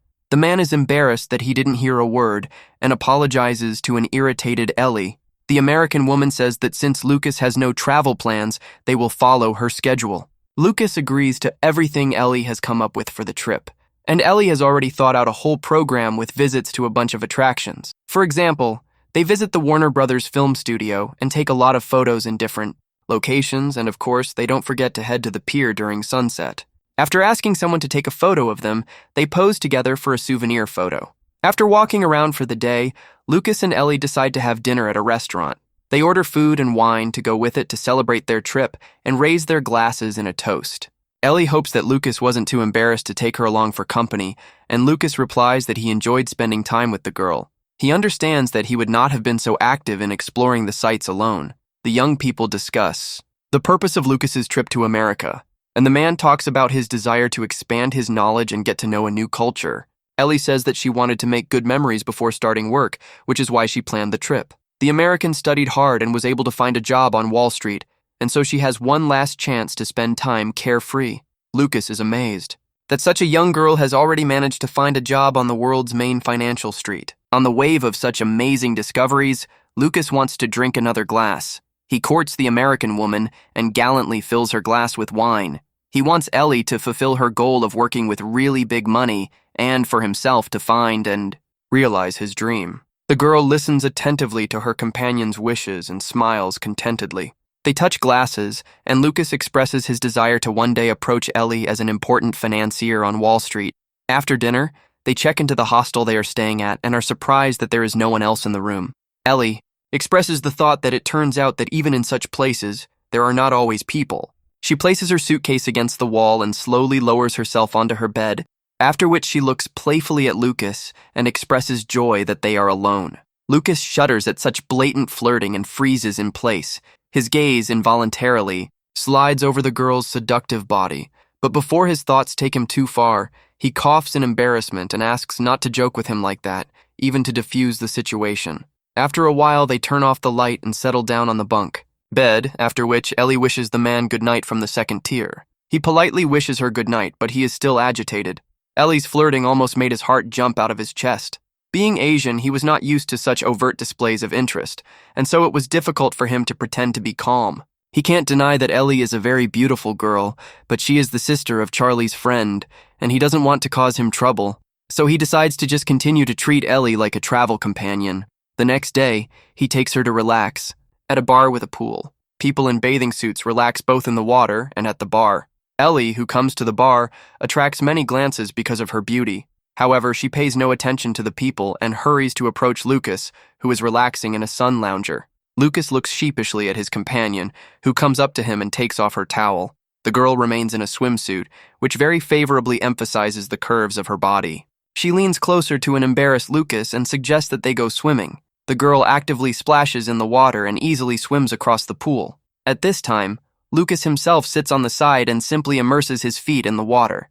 Even emerging from the pool, Ellie looks very impressive. She is pleased with the pleasant swim and happily approaches Lucas. Lucas tells her that he is not very good at swimming, so he prefers to just rinse his feet a little. Ellie immediately offers to teach Lucas to swim and pulls him into the water. Lucas tries to refuse and sweats from embarrassment. He understands that if Ellie continues to show him signs of attention, he will definitely become attracted to her, so he tries to keep his distance. Lucas still tries to politely refuse and says he wants to go back to the hotel. Suddenly, 3 guys come up from behind them and start rudely discussing Ellie's beauty out loud. One of the guys suggests that Ellie leave Lucas and play with them. Lucas looks at the guys with bewilderment as they try to hit on Ellie, who frowns at this. Suddenly, he notices that one of the 3 is not paying attention to Ellie. On the contrary, as soon as he catches Lucas's eye, he immediately winks at him. Lucas is horrified when he realizes that they are trying to hit on him too. The guys continue to actively invite Ellie to come with them to the bar. She refuses because she already has company, and the guys laugh at this. She tells the guys to leave quickly before she calls security, and this makes them aggressive. One of the guys tries to grab Ellie's hand by force. Dissatisfied with her threats, Lucas immediately rushes forward and intercepts his hand, preventing him from touching Ellie. He stands in front of Ellie and convinces the strangers that they cannot touch the girl without her consent. Ellie is impressed that Lucas behaved like a true gentleman. She is embarrassed by the feelings that overwhelm her at the sight of a man's broad back. Lucas at this time is worried about what to do next because even though he decided to protect the girl, he is not used to fighting. The guys throw words at each other with discontent and want to get into a conflict, although Lucas still tries to cover Ellie with his body. She carefully pushes him aside. She calmly and boldly walks forward toward the unfamiliar young people, crossing her arms over her chest. She orders them to apologize and leave. Then, they will pretend nothing happened. The guys don't understand why they should apologize if they didn't do anything wrong. Ellie is pleased with the answer, but the smile on her lips looks quite threatening. She immediately draws the attention of those who were pestering them to the man behind their backs. It turns out to be a local security guard. He reminds the guys that they have already been warned about harassing clients, which will result in them having to move out of the hotel. The security guard is joined by several more colleagues, and they quickly take the harasser away. On this occasion, Lucas and Ellie decide to have a cocktail at the bar. They are delighted with the bar and the taste of the drinks, which makes the bartender smile contentedly. They were given coupons for free drinks as compensation from the hotel. Lucas considers what happened a stroke of luck, and Ellie can't help but agree with him. The girl thoughtfully looks down into her glass of drink and turns to her companion. She is interested in learning more about Lucas and asks him to tell her about himself, his family, and his life in the past. Lucas thinks about the answer and says that his mother died early and he lived for a long time with his father, who loved gambling and ruined them, and then died. He tells the story of how he graduated from college, got a job at a company, and married a woman who worked in the next department. After hearing about Lucas and Maria's life, Ellie becomes furious. She calls Lucas's ex-wife a witch and loudly berates her for the pain she caused the man. Lucas didn't expect her to scold his ex, but unexpectedly this reaction turns out to be pleasant for him. But Ellie immediately notes that she understands why Maria wanted to marry him. She believes that Lucas listens carefully to the woman's words, respects her, and cares for her. So, based on these thoughts, Ellie is sure that it is easy to fall in love with him. Lucas feels embarrassed and a pleasant warmth in his chest from the girl's words. In order not to cross the line established between them, Lucas hurries to end the evening and suggests that they go to their rooms. He falls tiredly onto the bed, trying to recover from his time alone with Ellie. Lucas lies with his arms outstretched, thinking about everything that happened. He thinks that he should be more conscious because Ellie almost threw him off track. To distract himself, he decides to check the price of cryptocurrency and takes out his phone. He notes with displeasure that the prices of many cryptocurrencies have collapsed. He reflects on how great his losses would have been if he had not sold his assets. Suddenly, there is a knock at the door, and Lucas is very surprised to see Ellie on the other side. Lucas thinks something happened to her and rushes to open it. Ellie stands outside the hotel room door in a seductive nightgown. What he sees leaves Lucas speechless and unable to breathe for a few seconds. He nervously asks the girl what happened, since she came to him, but Ellie suddenly puts her finger on his lips, telling him to shut up. She enters the room and approaches Lucas closely, without any embarrassment. Ellie is seductive and beautiful, so she literally glows in Lucas's eyes. She persuades Lucas to spend the night in the same bed, and when they lie down next to each other, she decides to find out his opinion about the trip. This time they are in Las Vegas, and Lucas likes it much more than he imagined. He liked Santa, Monica Beach for its natural beauty, and Las Vegas for the splendor of the bustling city. Ellie chuckles at his words and shares Lucas's point of view. The girl suddenly sits up in bed to move closer to Lucas. She turns over onto her stomach and puts her hands under her head, asking the man if he is sure that it is enough for him to just talk at night. Lucas silently prays that he won't lose his temper, but replies that the night is fine and suitable for conversation. Ellie wonders why Lucas doesn't openly show his affection and desire. Lucas thinks that he wants to be honest with the American woman. He replies that he is not sure he is ready for the responsibility after being intimate with a woman. After his divorce from his wife, he lost interest in dating, but he knows for sure that he doesn't want the consequences if their meaning is only in short-term pleasure. He also gently notes that he doesn't particularly want to hurt Ellie. The girl blushes and feels her breath catch in her throat from his confession, but, to hide her embarrassment, she accuses Lucas of being rude. Hiding her face in the pillow, she asks the man to talk to her all night. Lucas does not object, and they begin to share impressions of their journey together. But in the end, Lucas falls asleep peacefully. During their conversation, Ellie looks at the sleeping Lucas and gently touches his face, after which she carefully rolls up to the man's side and hugs him. She feels a little disappointed, but even such a first night in the same bed makes Ellie feel happy. In the morning, they pack their things and head to their final destination, New York. Lucas decided to take Ellie to this city and, at the same time, see many famous places in New York. He plans to return to Seoul from this city, as it is faster than via San Francisco. Lucas asks the girl to take care of herself and wishes her luck in her life and work. Ellie rushes to him and presses herself to his chest, hugging him tightly. She thinks it was great traveling with Lucas and asks him to contact her when he gets home. Having promised the girl that he would definitely contact her later, Lucas boards his flight and heads home. Lucas sits on the plane and thinks about the fact that the long journey to America has finally come to an end. That when he came to the States, he met a lot of interesting and good people, from startup leaders to the charming Ellie. He was also very impressed by the industry and culture flourishing in every corner of the country, and of course the enormous capital. When Lucas sensed this huge economic flow, he became greedy and wanted to join it. He realizes that he wants to make more money because it's the most fun there is. When he lands in Seoul, he suddenly realizes that he is greeted at the airport by a familiar face. Dan arrived at the airport with a name sign and called Lucas to come to him. The man is surprised that his colleague came especially to meet him, and he's not the only one who came to meet Lucas. Sue approaches the men with a soft smile, happy to finally see Lucas after a while. Lucas is happy to see her, and Dan chuckles. Behind his back at his colleague's reactions, Lucas wonders how Sue was able to arrive during working hours, but the girl replies that she was nearby. The colleagues decide that after Lucas's trip, he will want to have a bite to eat, and the man agrees and takes them to a good restaurant. At this moment, Lucas's phone signals incoming messages from Maria, although he doesn't pay attention to it. After a good time with Dan and Sue, Lucas finally comes home. He reflects that American landscapes are good, but nothing compares to his homeland. Before unpacking his luggage, he decides to check the notifications on his phone. He is delighted to receive a message from Charlie, who invites him to come to America more often. He smiles at Ellie's message, in which she talks about a successful interview at a large American company. Ellie writes that they will see each other soon, and Lucas is puzzled about the reasons for the possible meeting. But then he notices the number of messages from his ex-wife, Maria. In her messages, Maria puts on a comedy act and presents herself as a tender, suffering wife. She writes how sad she is that he left for the States without telling her anything. She talks about how much she misses him, and that only after they broke up did she realize the strength of her love for Lucas.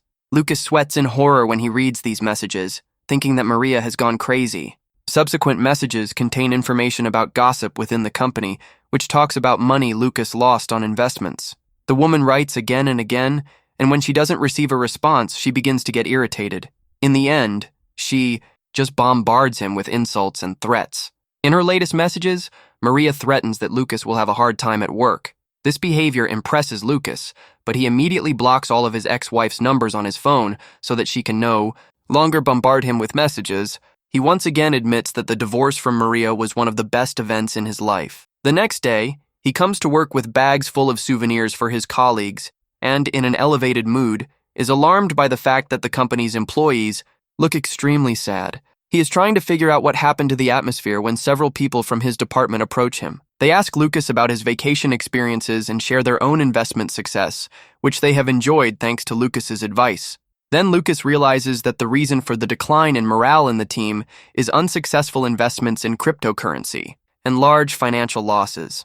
Suddenly, from behind, someone mockingly calls out to Lucas, who has returned from vacation. Senior colleagues with whom he has good relations, namely the manager and the head of the department, come closer to say, "Hello."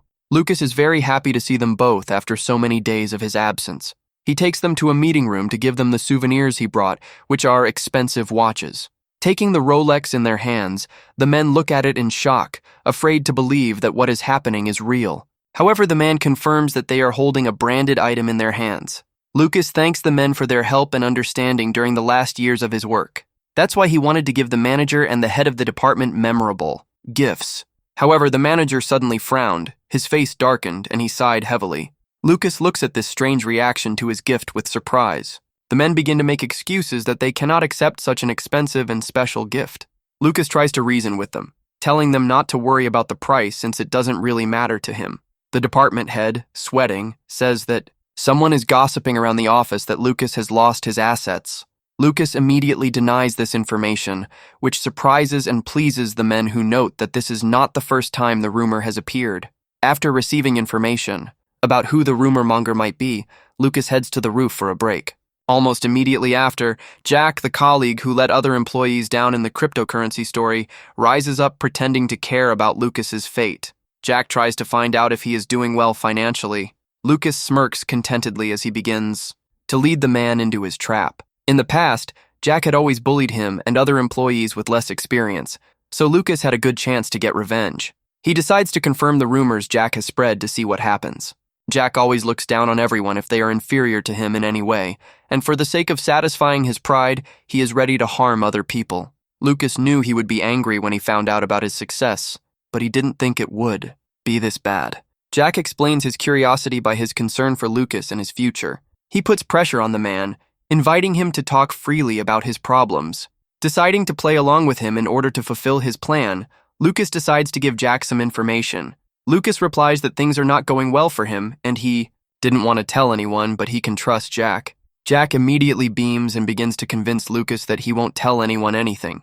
Then Lucas gives him information that he is broke and has less than 10 million won left in his account. Trying hard not to burst out laughing, Jack takes pity on Lucas and thanks him for sharing his problems with him. At this point, the trap that Lucas had set snaps shut, and although Jack promised not to tell anyone about Lucas's situation, he immediately goes around the office premises and starts new rumors. Because of his words, colleagues begin to gossip that Lucas sold his assets and went bankrupt. It's hard for Jack to keep his face straight. He's shaking all over with delight. People's disappointment in Lucas brings Jack unprecedented joy. He sees Lucas as nothing more than an annoying caterpillar and wants to trample him. Jack needs Lucas to remain one step below him for the rest of his life. Suddenly, the employees' chatter is interrupted by one of their colleagues. He announces that there will be a large corporate dinner party that evening. Jack snorts contemptuously, thinking that they will be offered cheap cuisine again, and he is above it. However, in reality, dinner will be at a restaurant famous for its Korean beef of the highest quality in all of Gangnam. Of course, such a promise arouses curiosity among employees. At the expensive restaurant they go to, they are greeted like important people. The company's employees are shocked and doubt that they can be and eat in a place like this. However, they decide quite quickly that since they were invited, they need to take advantage of the situation. Usually, you can only visit such a restaurant when meeting really rich people, which is why the dishes are more expensive than ordinary employees can afford. Jack wonders who might be the one who called the employees together for a corporate dinner. Suddenly, to his surprise, Lucas enters the restaurant accompanied by the manager and the head of the department. This irritates Jack because he sees it as bragging about his closeness to department heads. However, at that very moment, Lucas takes the microphone and announces to everyone that it was he who organized this event. This shocks all of the colleagues present, except those who were aware of Lucas's plan. Lucas explains that he has no special intentions and that this dinner is simply a way to spend time with colleagues. Since he couldn't bring many souvenirs, he decided to order a nice dinner for everyone. Lucas's colleagues are shocked by the high-quality meat that the waiters bring. Out. Jack realizes that the 10 million that should be in Lucas's account would not be enough for such a dinner. Everyone around starts whispering about the rumors that Jack was spreading, and in the end, the idea that Jack was spreading rumors on purpose still sounds at the table. In response to this, Jack begins to aggressively argue that Lucas himself told him about his losses. Suddenly, the head of the department speaks up and casually says that Lucas doesn't make mistakes. These words attract Jack's attention, who feels ashamed. The department head continues that he also lost a lot of money on cryptocurrency, but that was only because he did not listen to Lucas.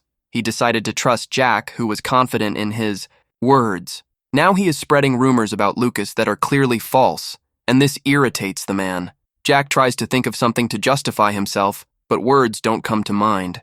Lucas slowly walks up to his desk and calls the man by name. The old man would not have paid attention to the gossip Jack was spreading. He simply had no choice but to accept it. But now everything has changed.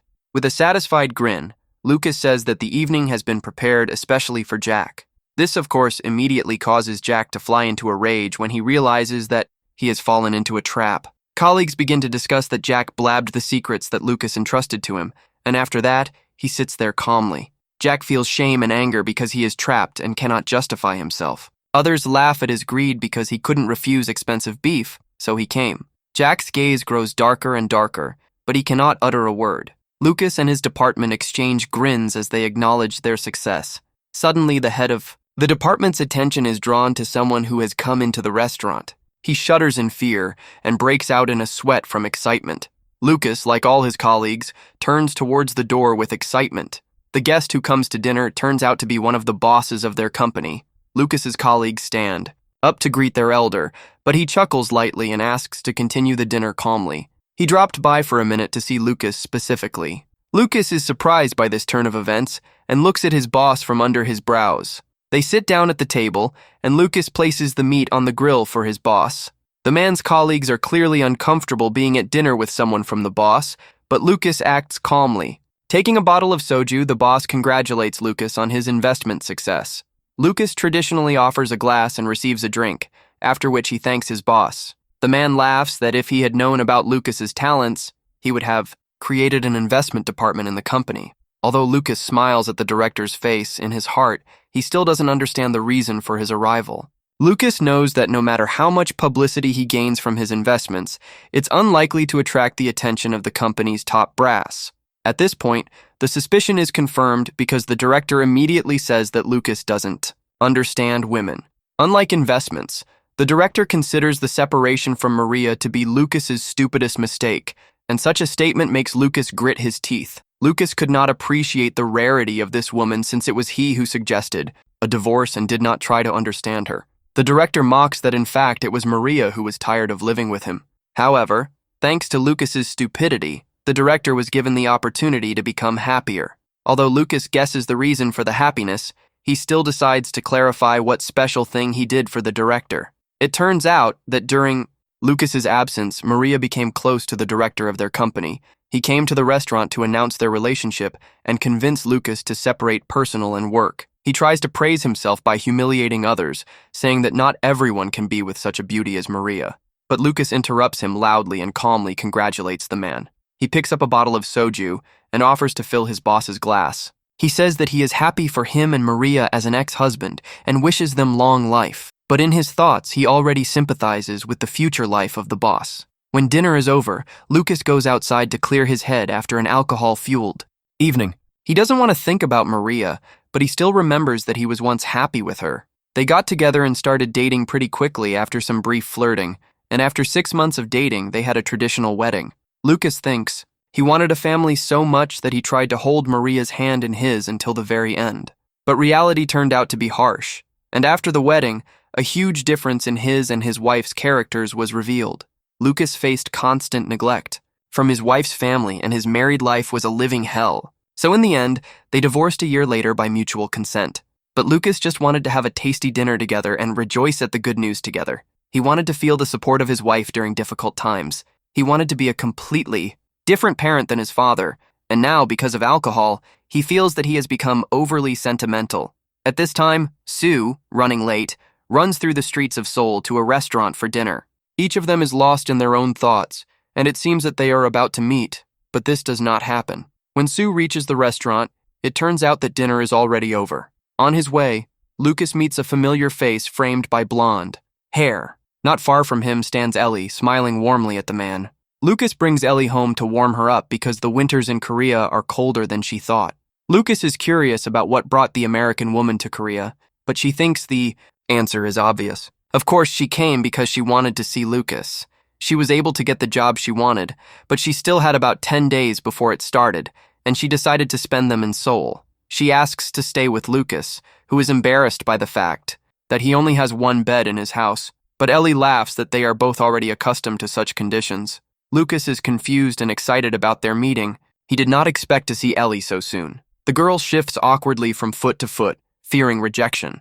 Sighing, Lucas agrees to let her stay with him and suggests taking a bath to warm up. Ellie, the girl, obeys and goes to the bathroom, where she enjoys spending time in the water. At this time, Lucas decides to cook something hot for dinner. He washes and peels vegetables, thinking about what he can make from Korean home cooking. He hadn't cooked for anyone for a long time, but he hadn't lost the memory of how to do it. Lucas decides to cook bulgogi for Ellie, a traditional dish made from sliced meat and vegetables. At one time, Maria despised him for this dish, considering it beneath her dignity. And although Lucas was confident in the taste of his cooking, his ex-wife didn't care. After putting the food on the stove, Lucas begins to have some unpleasant flashbacks. Everything he cooked for his wife, she threw away with disgust and poured into the sink. She wanted to eat in rich restaurants, and Lucas could not offer her this, which made him feel hopeless. Now, for the first time in a long time, he is setting the table for dinner with a woman, not letting the man get deeper into his thoughts. Ellie hurriedly enters the kitchen, dressed in a robe. She dries her hair and praises the aroma of the prepared dishes. The girl sits down at the table, assuring that she will gladly eat everything that Lucas has prepared for her. The man becomes a little nervous as Ellie cautiously tries the food. She puts a spoonful of meat and rice into her mouth and freezes for a moment. Lucas looks at Ellie almost without blinking, trying to read her reaction, but Ellie is delighted. She loudly praises Lucas's culinary talents and even blushes with pleasure. She realizes that he served her bulgogi because she had something similar at a Korean restaurant in the States, but she likes Lucas's better. Her reaction, frank and pleased, makes the man's heart beat faster, and a smile appears on his face. After a hearty dinner, the two of them wash the dishes and tidy up the kitchen. Afterwards, they change for bed and head to the bedroom, where they awkwardly shuffle around the bed. Finally, they lie down face to face, and Ellie, exhausted from the journey, falls asleep almost immediately. But Lucas can't sleep. He looks at the girl tenderly and thinks about Ellie's feelings for him. He is afraid to start a complicated relationship, but he can't help but notice that she is in love with him. His hand involuntarily reaches for her light hair, and he tucks a strand of hair behind the girl's ear. His fear of letting Ellie get closer is due to the fact that he is afraid that the girl will hurt him if he opens his heart. He thought he was doing well, but the scars from the divorce were deeper than he imagined. Yet meeting her made him doubt that solitude was the right path. The girl, half asleep, moves closer and presses herself against Lucas. He can't help but gently touch Ellie's forehead with his lips. Too immersed in his thoughts about feelings, Ellie's eyes open almost immediately from the touch, and they look at each other, embarrassed.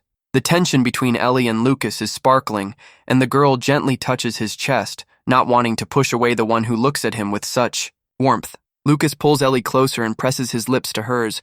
He can no longer resist Ellie's charm, and they spend the night together. In the morning, the story takes us to the office and production facilities of a medical company with which Lucas's firm cooperates. The company's director speaks on the phone with partners and learns, with horror, about several broken contracts. It turns out that several contractors have refused to work with this company in the last month. At this moment, the telephone rings loudly, and the CEO grabs the receiver. He is surprised to recognize Lucas's voice on the other end of the line. After a short conversation, they agree to meet, and Lucas arrives at the office. He saw the director of this pharmaceutical company when he was still a newbie 3 years ago. The director regrets that he did not receive Lucas properly since the meeting was arranged very quickly. Lucas asks not to apologize because it was he who asked for a meeting without prior arrangement. The men wonder who Ellie is, who accompanies Lucas, and he explains that she works with him. In the eyes of the pharmaceutical company's employees, this is a very interesting fact. They are curious about the reason for Lucas's arrival, and he, a little worried, decides to ask a question. He asks if the director has had any difficulties running the company recently. The director confirms this, but notes that Lucas's company still gives them a lot of good orders and there are many important projects ahead. However, Lucas shares information that another pharmaceutical company is putting pressure on this one. This level of knowledge of internal corporate matters stuns the men present at the meeting. Lucas goes on to explain that due to expansion, the company is experiencing a lack of capital, and their competitors are putting pressure on their partners, forcing them to terminate contracts. The men understand that the ultimate goal of competitors is to acquire a weaker company at a low price. Lucas is quick to reassure the men, saying that he is attending the meeting as a private individual and not as a representative of his company. He finally declares that he would like to invest his personal funds in the company of the director, sitting in front of him. The director of the pharmaceutical company is very surprised that Lucas is involved in investments. From the very beginning, he was interested in the purpose for which his old acquaintance had come, but despite the fact that he needs money to support the company, he refuses Lucas's offer. He is not confident that the company will stay afloat for more than 3 months, and there is a chance that Lucas will not be able to recoup his investment. He suggests that the thousands or millions that Lucas allocated be used for something else. Lucas only sighs heavily in response to his words. Once again, he is being underestimated. He pauses for a moment, choosing his words carefully because he wants to maintain the intrigue. The men in the company perceive this silence as a negative reaction, but Lucas suddenly asks about the amount of money that will help the company get out of the crisis. The company director does not expect this. He is still not used to seeing Lucas as more than just a newcomer. Then the man stuns him with the news that he was thinking about investing billions. Since Lucas considers the director to be an excellent businessman and respects his drug company, he wants to support it financially. He invites the men to review the total amount of assets in his account and name any amount they need. The company representatives are speechless from shock and can only look at Lucas's phone. They understand the seriousness of Lucas's intentions, who is ready to invest any amount in the company. After this, it is simply impossible to refuse him, and the men prepare the necessary package of documents. Ellie immediately takes up their research, noting that Lucas has chosen a good target for investment. Despite the difficult situation due to construction and loans, the company has high productivity and many clients with long-term contracts. Therefore, by solving the company's current problems, there is a chance that income will increase significantly. The director, listening to Ellie and Lucas's conversation, which they were conducting in English, once again tries to find out what the girl does. Then Lucas fully introduces her as a financial expert working in a large American company. This gives an understanding that he was serious from the very beginning. The director finds it hard to believe how the man became such a successful investor in 3 years. They seal the deal and shake hands contentedly. As an additional gift, the company director offers him a business card from a representative of a bio company, which can also be invested in. After a business meeting, Lucas and Ellie drive around town in his Ferrari. The girl thanks Lucas for the fact that her first job was to evaluate an investment worth 40 billion won, and it was a useful experience. But she immediately begins to laugh at her companion, asking about payment for her work. Lucas asks what Ellie would like to receive as a reward for her efforts. The girl suddenly smiles slightly and says that she has an idea. There is something she has long dreamed of doing with Lucas. So very soon, Lucas finds himself handcuffed to a chair in some basement, blushing with delight. Ellie suggests that they have some fun together. It turns out that the girl brought Lucas to a quest room that she read about on the internet. She tries to find out if he found the prison escape game funny, and Lucas replies that he didn't mind, but was confused by the handcuffs. Suddenly, Ellie sighs that she regrets working so far away from Lucas, in another country. She would like to see him every day. Beginning to develop feelings for the American woman, Lucas, for the first time, thinks about buying the company where she works. However, at present, he does not have the money needed for this. However, opening a business in Seoul's commercial district can change everything. While he is thinking, Ellie's attention is drawn to some establishment. It is a center where you can watch movies together and which couples use for dates. Although Lucas is not eager to go to such a place, Ellie is very impressed and wants to spend time with the man. When they get inside, she is very excited about her idea. The American woman's beauty immediately captivates the center's employee, but when he sees a girl of this level with an ordinary-looking Korean, his mood changes. He looks at Lucas almost menacingly, despising him for his success. The center's employee believes that he looks no worse than Lucas, and that this situation is unfair. Meanwhile, Lucas and Ellie choose a movie, and the employee automatically assigns them a room, responding in a friendly manner. Then he mentally reproaches himself because he doesn't want to be nice to this couple. Ellie wants to watch the movie that interests her as soon as possible, and Lucas supports the girl. An employee of the center comes up with a cunning plan. He decides to wash the floor in front of their room. Then if he hears any indecent sounds from the room, he can break in. In this way, he will ruin Lucas and Ellie's date and get moral satisfaction. But after half an hour, the floor is polished to a shine like never before. But the obscene sounds are still not heard. Only the film can be heard from the room. The man looks awkwardly at the door, not understanding how Lucas can just watch a movie alone with such a girl. Lucas and Ellie are sitting on a special bed, hugging each other. But their attention is really focused on the movie. The film is dedicated to the epidemic that took many lives. The film leaves a heavy impression, and Ellie involuntarily asks the question of how they could live during an epidemic. Lucas replies that there will be numerous casualties, and the economy will completely collapse. However, according to Lucas, everything in the film is too exaggerated. After all, there are people who do not lose hope in any situation, and they will be able to unite and defeat the disease.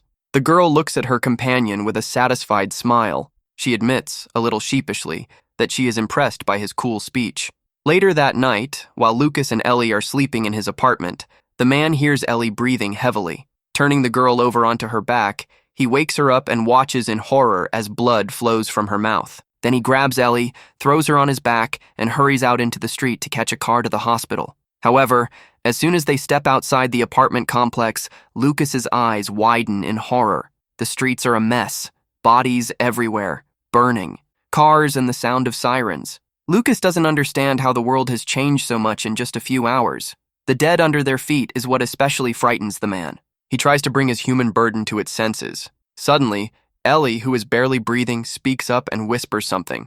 As Lucas listens, Ellie begins to scream that everything happened because of him and transforms into a zombie. Lucas opens his eyes in a cold sweat and realizes with relief that he was just having a nightmare. He sits up in bed and looks with concern at Ellie sleeping next to him. Fortunately, she looks completely healthy and dreams peacefully. Jumping out of bed, Lucas goes to his desk and takes out a business card he received recently. He recalls the director of a pharmaceutical company saying that he had invested money in it himself before. The bio company he told Lucas about is conducting research into analyzing flu strains and creating more effective vaccines using artificial intelligence. Feeling the need to do a good deed after a disturbing dream, Lucas calls the number on the business card. A few hours later, he takes Ellie to the airport, and she says goodbye with a little sadness. Lucas gently hugs the girl and promises to contact her when he is in the States. He is sad to see off Ellie, who caused such a storm of feelings in him, but suddenly he feels his phone vibrating in his trouser pocket. He picks up the phone and is surprised to find his friend Charlie on the other end of the line. Charlie laughs at the fact that Lucas was so scared by the nightmare that he immediately decided to invest in medicine. Lucas is confused by this reaction, so he replies that he only made an appointment to discuss such investments. Charlie believes that it will not be easy to succeed in developing a vaccine using artificial intelligence. Lucas listens attentively to his friend's words about how the development of artificial intelligence can increase the success of the project. However, even if a drug is created, it will only enter a competitive market in 8 to 15 years. Therefore, the profitability is too low compared to the required investment. Lucas muses that perhaps there really is no point in investing in an area that has no potential. However, the dream and the threat it contained disturbed the man too much. Charlie thinks Lucas should listen to the experts. He decides to introduce his friend to someone who is directly related to medical research. To Lucas's surprise, the expert he is speaking to via video call answers the call from the gym during exercise. Paul is a professor of infectious diseases at the American University Hospital. Lucas is a little embarrassed by such an interesting person, but he is also glad to meet him. Paul decides to find out why Lucas needed his consultation. The Korean replies that he is interested in developing vaccines using artificial intelligence. Paul notes that this is a very interesting and relevant question for scientists. In fact, artificial intelligence is already being used in medicine and drug development and genetic analysis. The performance is still insufficient, but large companies are interested in the rapid success of this technology. Lucas is surprised that artificial intelligence is already being used and that there are strong competitors in the market. The situation turns out to be more complicated than Lucas imagined. Paul, after listening to Lucas's story, suddenly remembers a friend. He also believes that artificial intelligence should be used to develop vaccines, and he is also Korean. And by putting these two thoughts together, Lucas forms a conclusion. He asks if this is the doctor he already contacted, Paul says, and it turns out that Paul was telling him about the research company this doctor works for. Lucas is surprised by this coincidence because he learns that Paul and a doctor named Henry were friends when they studied together, and Paul considers Henry a real genius who can change the world. It would have been more profitable for such a genius to receive support and conduct research in the States, but he went back to Korea.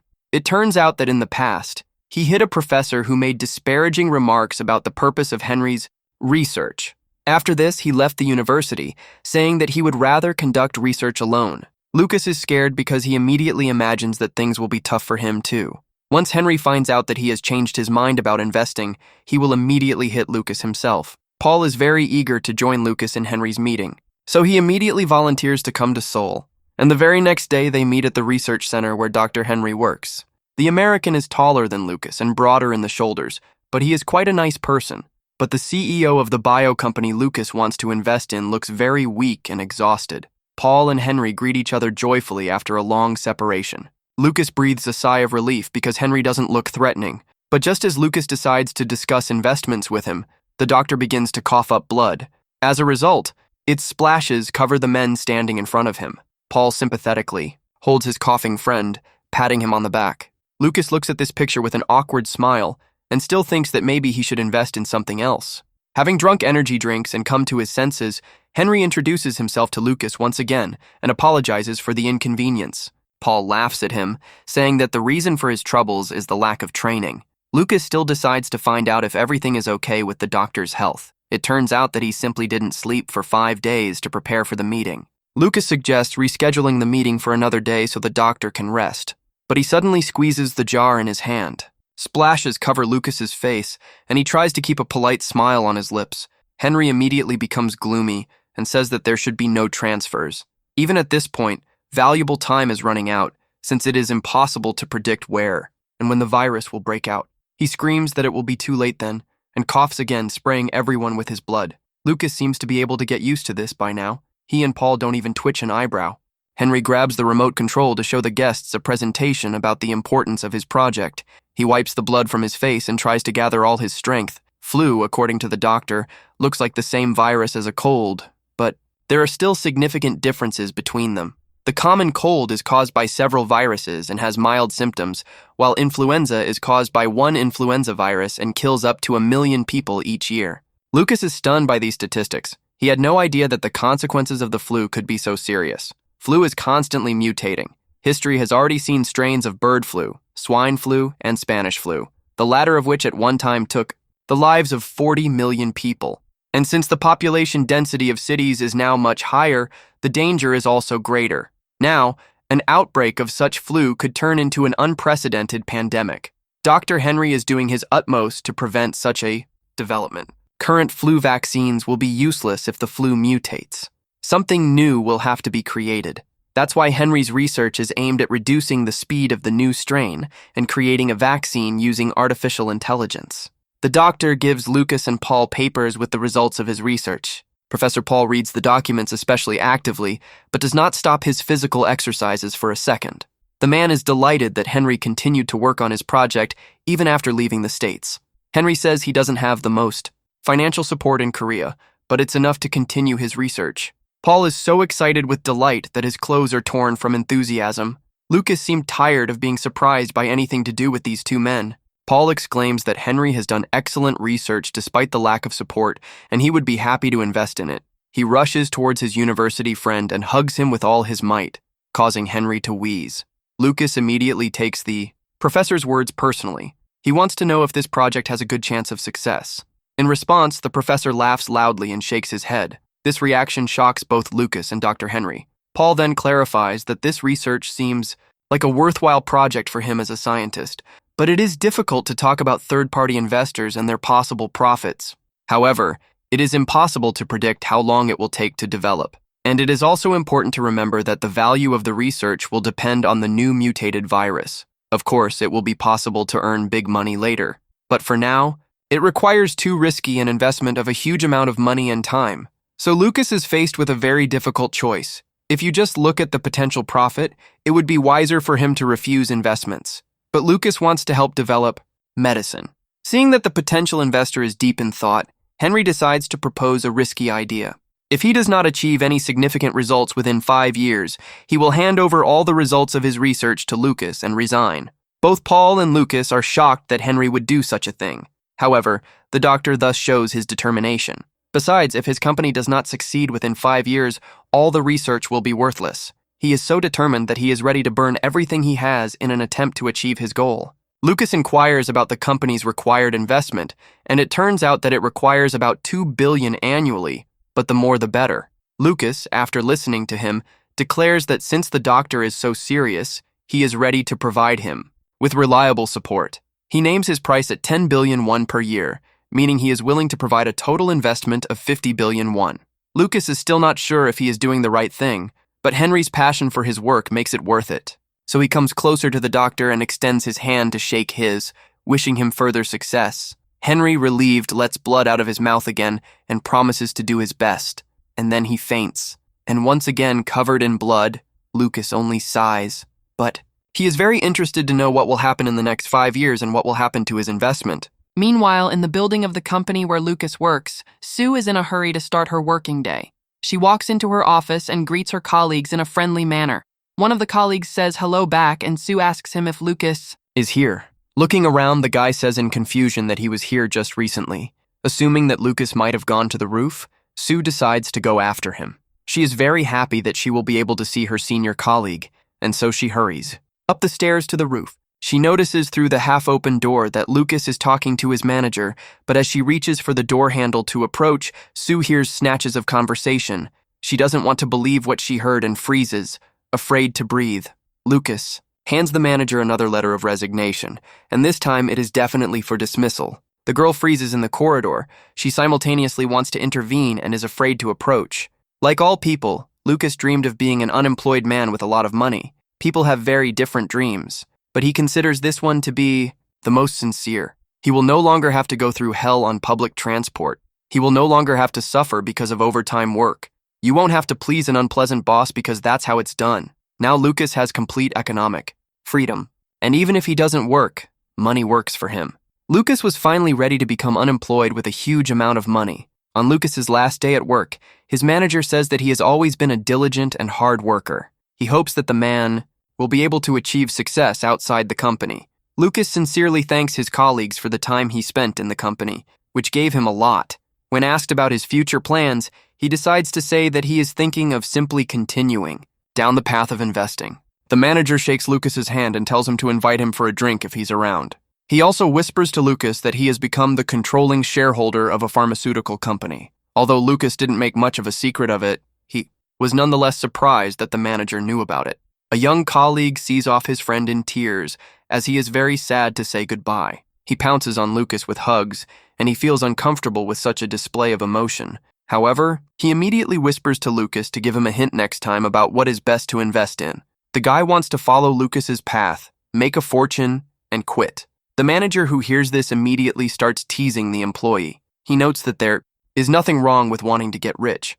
Therefore, if he wants, he can immediately write a letter of resignation, and the manager will sign it. In tears, the boy takes back his words and whines that he will work harder. The manager asks Lucas if he plans to go into other departments as well, and Lucas has a great plan for that. He has someone to say goodbye to, so he goes up to the department where Maria works. The woman immediately begins to mock the fact that her ex-husband decided to quit his job. She wishes the man a happy, modest life, because once poor, always poor inside. Lucas is surprised by such a statement and asks Maria to explain her words. She replies that even though Lucas managed to get rich thanks to cryptocurrency, his essence as a beggar will not change. She had already noticed this once and was disappointed in him. So Maria is interested in when others will notice this trait. She's furious that Lucas doesn't respond to her teasing. He smiles absolutely calmly and does not look crushed at all. This makes Maria frown even more. She wants to see Lucas as nothing more than a pathetic insect. But the man says that he really got rich thanks to luck, bought an apartment, a car, and is very happy. And all this luck came to him only because they divorced in time. The woman is furious and can't believe that her once beaten husband would speak in such a way. But Lucas calmly turns his back on her and leaves, adding that he has marked her numbers as spam so that she can never contact him again. He doesn't pay attention to the screams and curses of his ex, but the fact that he didn't say goodbye to Sue upsets Lucas. Lucas is not blind and has long guessed about the girl's feelings. He is grateful to her for finding something in him even when he was a poor man with low self-esteem. But now that he has Ellie, Lucas can't accept Sue's feelings, so he wanted to say goodbye to her carefully. But maybe it will be better if she just forgets him over time. At this time, Sue is hiding from Lucas in the same office, afraid to catch the man's eye. Dan approaches Sue and says that she may still have time to confess to Lucas. He assures that a girl will not be able to achieve more if she is afraid to even come up and say hello. However, Sue, feeling her heart breaking, says that if Lucas is happy, then she will be happy too. At this time, Lucas is going down the elevator, running through many thoughts in his head. So much has happened to him lately that he can't remember it all. Despite the fact that his father exploited him all his life, it was he who somehow miraculously gave Lucas the first $25 billion.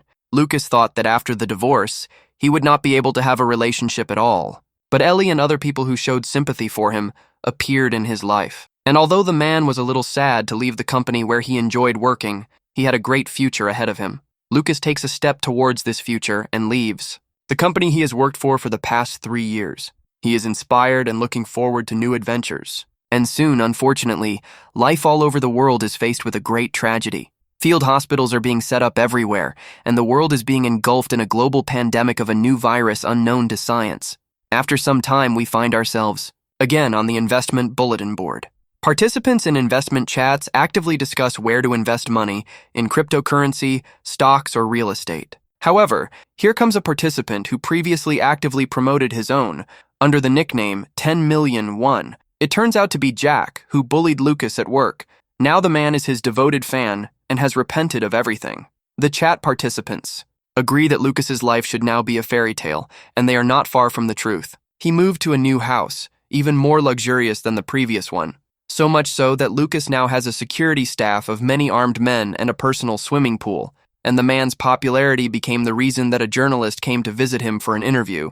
After receiving praise for his new home, Lucas happily replies that he bought it for when he stops over in Korea. This is a great indication that Lucas has entered the top 10 richest people in Korea, and this despite the fact that he is only 32 years old, which is quite a young age for all his achievements. The man stands confidently in front of the camera, dressed in an expensive suit, and smiles softly. He has already settled into a luxurious environment. He is used to expensive cars and traveling. Now, even being on the covers of magazines doesn't surprise him much, but he still wants to show off the published magazine to Ellie. Lucas texts her that he will be coming to the States soon and wants to see her. However, the man does not receive an answer, and this makes him worry. This causes Alice, the new secretary and security guard, to call his name several times to get his attention. Lucas apologizes for his inattention, and this time listens seriously to her report on the growth of assets and the profit received. This leads to Lucas soon becoming one of the richest people in the world. Lucas feels satiated and uninspired. He wants something new and groundbreaking. Just in time, Alice tells him that there is a message from Dr. Henry. In it, the man reports that signs of an impending pandemic of a dangerous virus have appeared. Although the place of origin is difficult to determine, the infection has spread to many countries. Lucas regrets that an epidemic might happen, even though he is invested in the healthcare sector. That's why the man decides to help solve Henry's problems and build additional housing for his employees. Although they rented a large bus to transport the lab staff, Lucas believes that such measures are not enough. That's why he suggests acting more radically and improving their lives, since they have the opportunity. After all, these are people who work even at night, and it is inconvenient for them to live far from the laboratory. So Lucas decides that it would be in his best interest to build a new building. To implement his idea, he turns to an old friend, Chloe, whom he met on the plane. For a business meeting, they head to a classic soul bar. The girl is angry with Lucas because he asked for a meeting about work. He wants one of her company's divisions to help with the construction work. While Chloe herself hoped that the man she met 2 years ago would ask her out on a date, Lucas says he couldn't get in touch with the girl because he was always busy with investing or traveling. Chloe is surprised that Lucas now has a personal bodyguard, a large black man. Lucas explains that he hired him while traveling so that he wouldn't get stabbed for €100. The girl sighs but agrees to take on the construction, but she has conditions, and one of them is the shares of Chris's company, which Lucas bought. Still, Chloe's car company is showing great interest in autonomous driving. Lucas agrees to these conditions quite calmly, not seeing too much damage to himself, but Chloe's second condition evokes much more emotion in him. The embarrassed girl hides her face, as if she is afraid to say what is on her mind. But having made up her mind, she says that she wants to get really drunk with Lucas. At this time, an important conversation takes place in the company owned by her father. The chairman's secretary informs him that Chloe, despite it being late in the evening, still has not returned home. Chloe's father is not surprised by her absence, because he himself is a workaholic. However, the secretary reports that the girl is on a date with a man. This makes Chloe's father furious because he cannot imagine what kind of man would be worthy of his daughter. But his daughter spends her time very actively and drinks bottle after bottle with Lucas. She persuades Lucas to drink more, but the man knows when to stop. Lucas watches this behavior, sweating nervously. He didn't expect this from a rich heiress. He hands Chloe over to her staff, who promise to take Chloe home. At this time, he himself gets into his car and leaves the meeting place. As soon as Lucas is away, Chloe instantly comes to her senses, as if she had not been drinking at all. It turns out that she learned from YouTube that if you pretend to be drunk, a man will immediately attack you, and she decided to use this. However, she decides that he was embarrassed by her beauty, and there is no need to rush. Chloe confidently declares that there is no man who would not fall in love with her. At the company office, the girl's father is waiting impatiently for her, and a negative aura is gathering around the man. Chloe asks her father not to make a mountain out of a molehill, insisting that the meeting was business. First of all, Chloe wanted to buy out Lucas's shares in one of his American companies. The father is pleased that Chloe saw the meeting as business rather than romance. However, she openly admits that she has been in love with Lucas for a long time, which shocks the chairman. Chloe doesn't care that Lucas is divorced because she doesn't see anything special about couples dating and breaking up, and she doesn't intend to listen to any of her father's complaints about her beloved's candidacy. Her father whines that he introduced Chloe to nice boys, but she rejected them all, and Chloe replies that they were useless heirs to conglomerates. Chloe prefers to listen to her intuition, and it tells her that Lucas is a special person. She is confident that Lucas will be able to bring a real wind of change. The next day, Lucas goes to the bio company and meets Paul, who throws himself at him with a hug. Suddenly, Professor Paul is met with the sharp gaze of Lucas's security guard. Lucas's guard gets an equally appraising look at Professor Paul. As a result, a spark flies between the pumped-up men, and they begin to measure their muscles and agree to go to the gym together. Hung with the remains of clothes that the men had torn off and show off, Lucas sighs softly. Lucas asks the professor about Dr. Henry's health and learns that he worked all night and passed out. The current situation with the pandemic is, according to the professor, very bad. In just a month after the outbreak, the virus has spread to the United States, Europe, China, Japan, and the number of new infections has exceeded 25,000 per day, with a huge number of deaths. Paul asks Lucas for more computer power to run the artificial intelligence. This increase in capacity could help find a solution to both the virus and the necessary vaccine more quickly. At home, Lucas ponders the results of his visit to the bio company and his possible steps.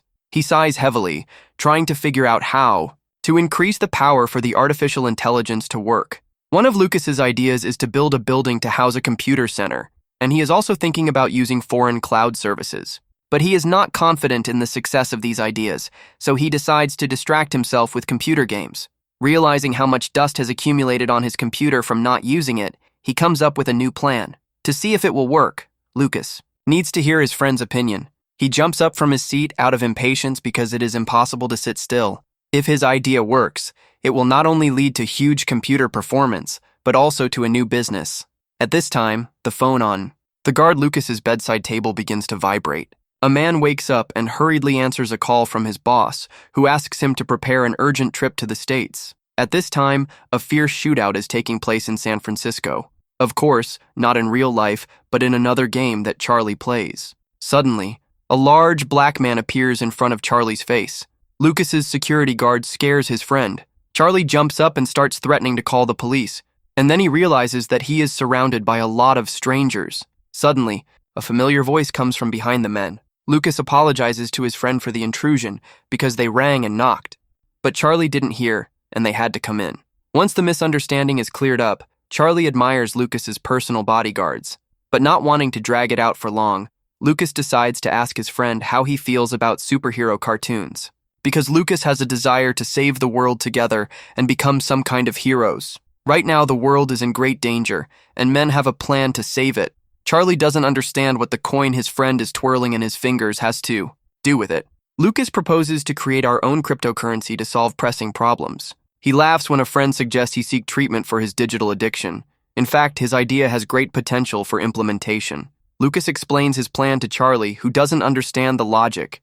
The creation of cryptocurrency is necessary for the development of a vaccine, since the performance of artificial intelligence is insufficient. Using blockchain technology, the system resources of computers that have applied for mining will be used, and in return, people will receive a new cryptocurrency. Using unused capacities of artificial intelligence could be a great help in developing a vaccine against the new virus. Lucas also guarantees a minimum exchange price for coins, which will allow people to offset their electricity bill and earn a little money. Charlie doubts that such an idea can bring profit, but it can definitely save the world. He is very impressed with Lucas's plan, and he wants to have fun by taking part in it. Lucas also plans to try his hand in the entertainment content niche. He is thinking about making a movie or drama with their favorite actors. Charlie is delighted and asks to trust him with the work, because he will not let you down and will complete all the tasks assigned to him. They decide to first assemble a team that will help them in implementing the project to create a cryptocurrency. Since they plan to pay them the best salary in the industry, Lucas asks his friend to choose people more carefully. However, Charlie teaches him that real heroes are not driven by money. They act on the call of their hearts. He posts an announcement about creating a team on a forum where the strongest representatives of the computer industry gather and offer to fulfill any wishes in terms of merch. The feedback starts pouring in like crazy, and Lucas is shocked at how interested everyone is in his project. Charlie laughs that this is the power of otaku, and he is not surprised that people are interested in the project. After some time, Lucas and Charlie open an office where the IT specialists they hired can work.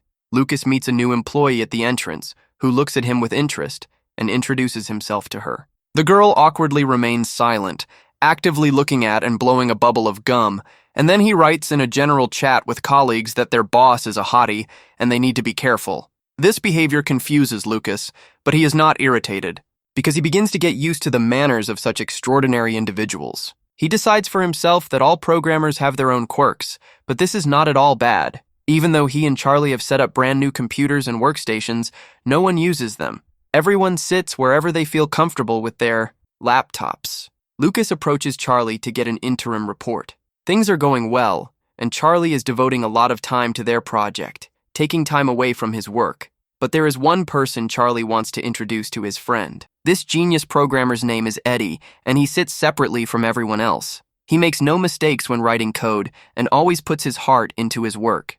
That's why Charlie confidently considers him the heart of their entire project. And he would like Lucas and Eddie to find common ground. But Charlie is also curious about the name Lucas came up with for their new coin. Lucas names their creation the Origin coin, which surprises his friend. But in a man's understanding, the source coin is a coin that can become the source of anything. While Lucas was in the States developing his cryptocurrency, the situation in his last campaign was tense. During breaks, the female employees actively discussed the appointment of Maria, Lucas's ex-wife, as head of the department, bypassing the candidate everyone liked. This is definitely personnel corruption. Since Maria is in a relationship with a senior manager whom she chose to undermine Lucas, Maria's subordinates doubt that she will make a good department head, since her experience and skills are insufficient. Maria witnesses their conversation and harshly scolds the girls for gossiping during the workday. In her opinion, if any of them are not satisfied with working under her leadership, they can submit a resignation letter or follow the previous head of the department to a city far from Seoul. The girls hastily apologize to Maria and rush to leave the break room. Lucas's ex-wife repeats her new title out loud. She is pleased with the power it gives her over people. Here, the woman's attention is drawn to a magazine with Lucas on the cover, lying on the table. She grabs it in irritation and throws it into the nearest trash can. As she walks down the company hallway, she reflects on the opportunity she lost when she lost Lucas. Now her new admirer has an annual salary of about 100 million won, and his parents have a nice house. And since he is a millionaire, a bright streak is simply bound to begin in her life. Once again cursing her ex-husband, she swears that she will live a happier life than he did. Her swearing and mention of Lucas's name attracts the attention of a passing girl. It turns out to be Sue, who has changed her appearance but has not forgotten her lover.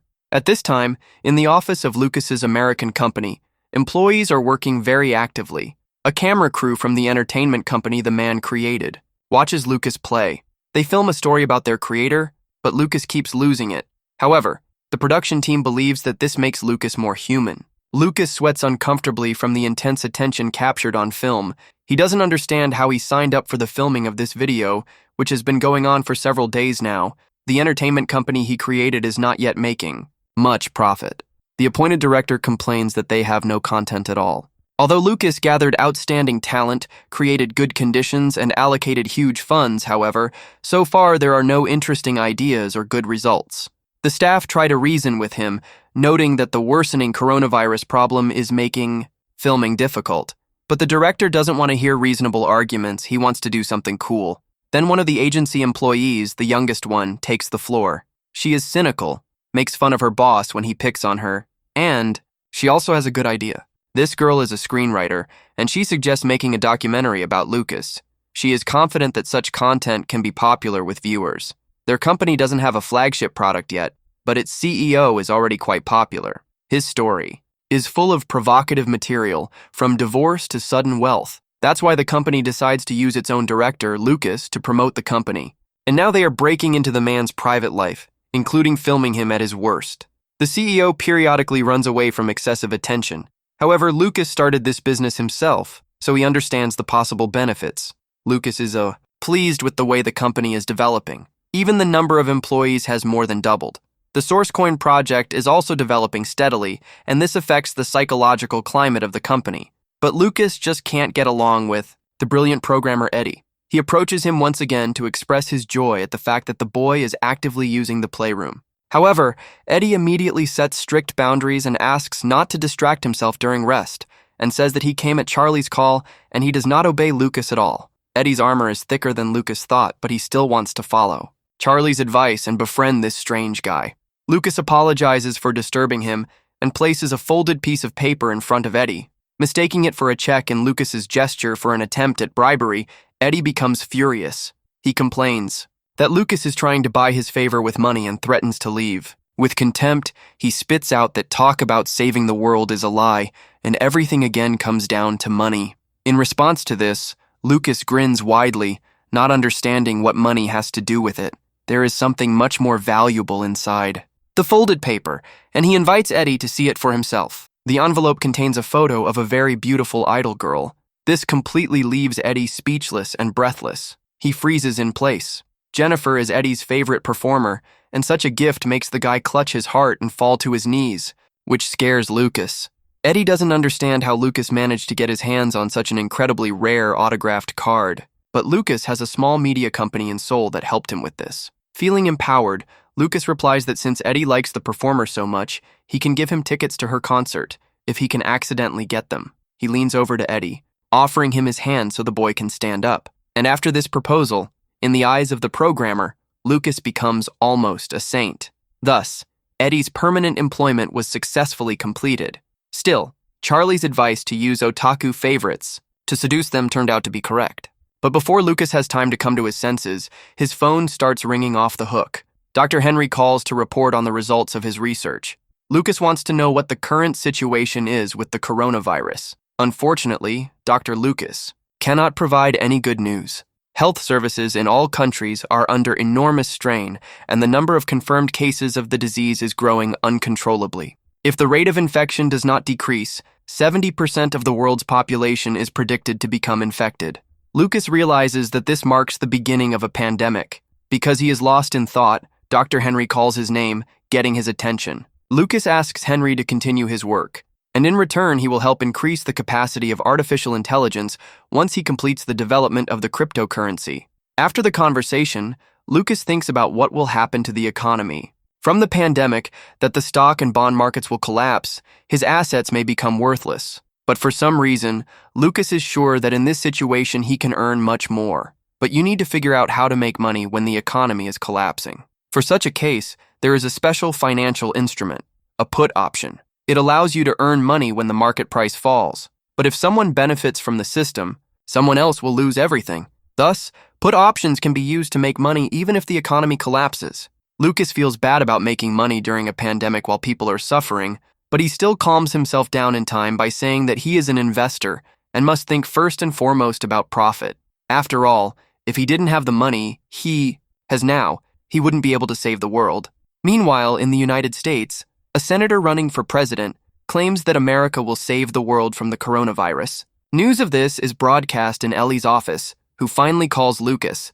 She is shocked and furious that he wants to invest a huge amount of money in a risky put option and bet on the New York stock market to collapse. Lucas chuckles as his girlfriend, and financial advisor yells at him. Ellie wants to stop him, asks how much time she has to intervene, but it turns out that there is only time left until the end of the week, and she is unlikely to be able to help. This makes the girl even more furious, and she literally screams at Lucas. In her opinion, no normal investor would risk losing $200 billion like that. However, Lucas is so monstrously calm, as if he knows the future in advance. He just laughs at how emotional his girlfriend is and can't do anything about it. After all, he missed Ellie and her voice and therefore listens to her with pleasure. Confused by such a sudden confession, the girl immediately loses her furious mood. He only grumbles that Lucas has become more cruel since taking over as CEO. She understands that her boyfriend is very rich, but she finds it difficult to understand such an investment. But Lucas isn't 100% sure either. He just hopes that the prediction might be correct. He also wishes Ellie good luck in adapting to her new place, so that she doesn't give up and believes more in herself and her potential.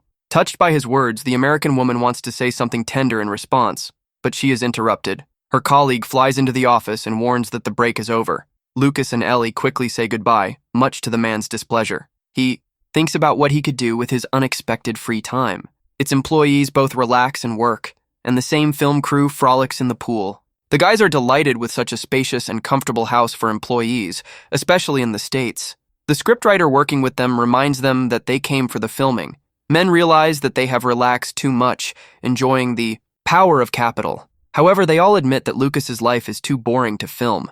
People would like to see more shocking details about the life of one of the richest people in the world. So the writer comes up with the idea of conducting an interview and asking the CEO about the investment, because many will be curious about how Lucas raised his capital and where he is investing now. The film crew immediately accepts this idea and begins to think about its implementation. Lucas agrees to take part in the interview and meets with the team, but he is surprised that the subject of their meeting is where he invests. However, he immediately tells us that he recently made one investment, and the tone of his voice inspires a producer chasing a sensation. Lucas says he invested 200 billion won in a put option, which is considered a very risky investment. While everyone is in shock, he reassures the team that his expectations may come true, and almost immediately Lucas receives information about the results of his investment.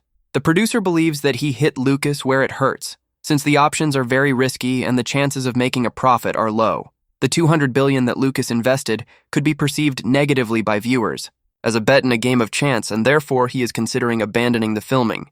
But Lucas immediately voices the information he received about the option. His profit was 487%, so he earned just over 1 trillion Korean won. The shock team is speechless, but Charlie enters the room and asks Lucas for his time. The man apologizes and leaves, and the team still doesn't believe what they heard. Charlie delights Lucas with the news that the Origin coin is finally ready, and all this is thanks to the excellent team that the men managed to assemble.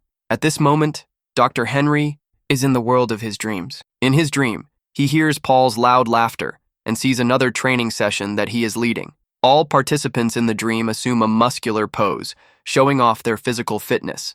This sight shocks poor Dr. Henry even in his sleep. Finally, Paul takes notice of him and invites him to practice. At the same moment, the doctor's coat is replaced by a sports uniform. From such a nightmare, Henry opens his eyes in a cold sweat in reality. Lying on the couch, Paul stands above him, laughing and greeting his friend. He actively welcomes Dr. Henry as his guest this time. It turns out that Henry lost consciousness again during the experiment. So Paul took the man to his room and laid him down to rest, sent Henry's clothes to the wash, and changed the man into his own. However, the doctor is only interested in how his experiment went. Unfortunately, Paul has nothing to please his student friend with. Thanks to the use of cloud services, 35% of the work was completed, but further calculations were impossible due to insufficient performance. Paul asks his dejected friend to rest while he can.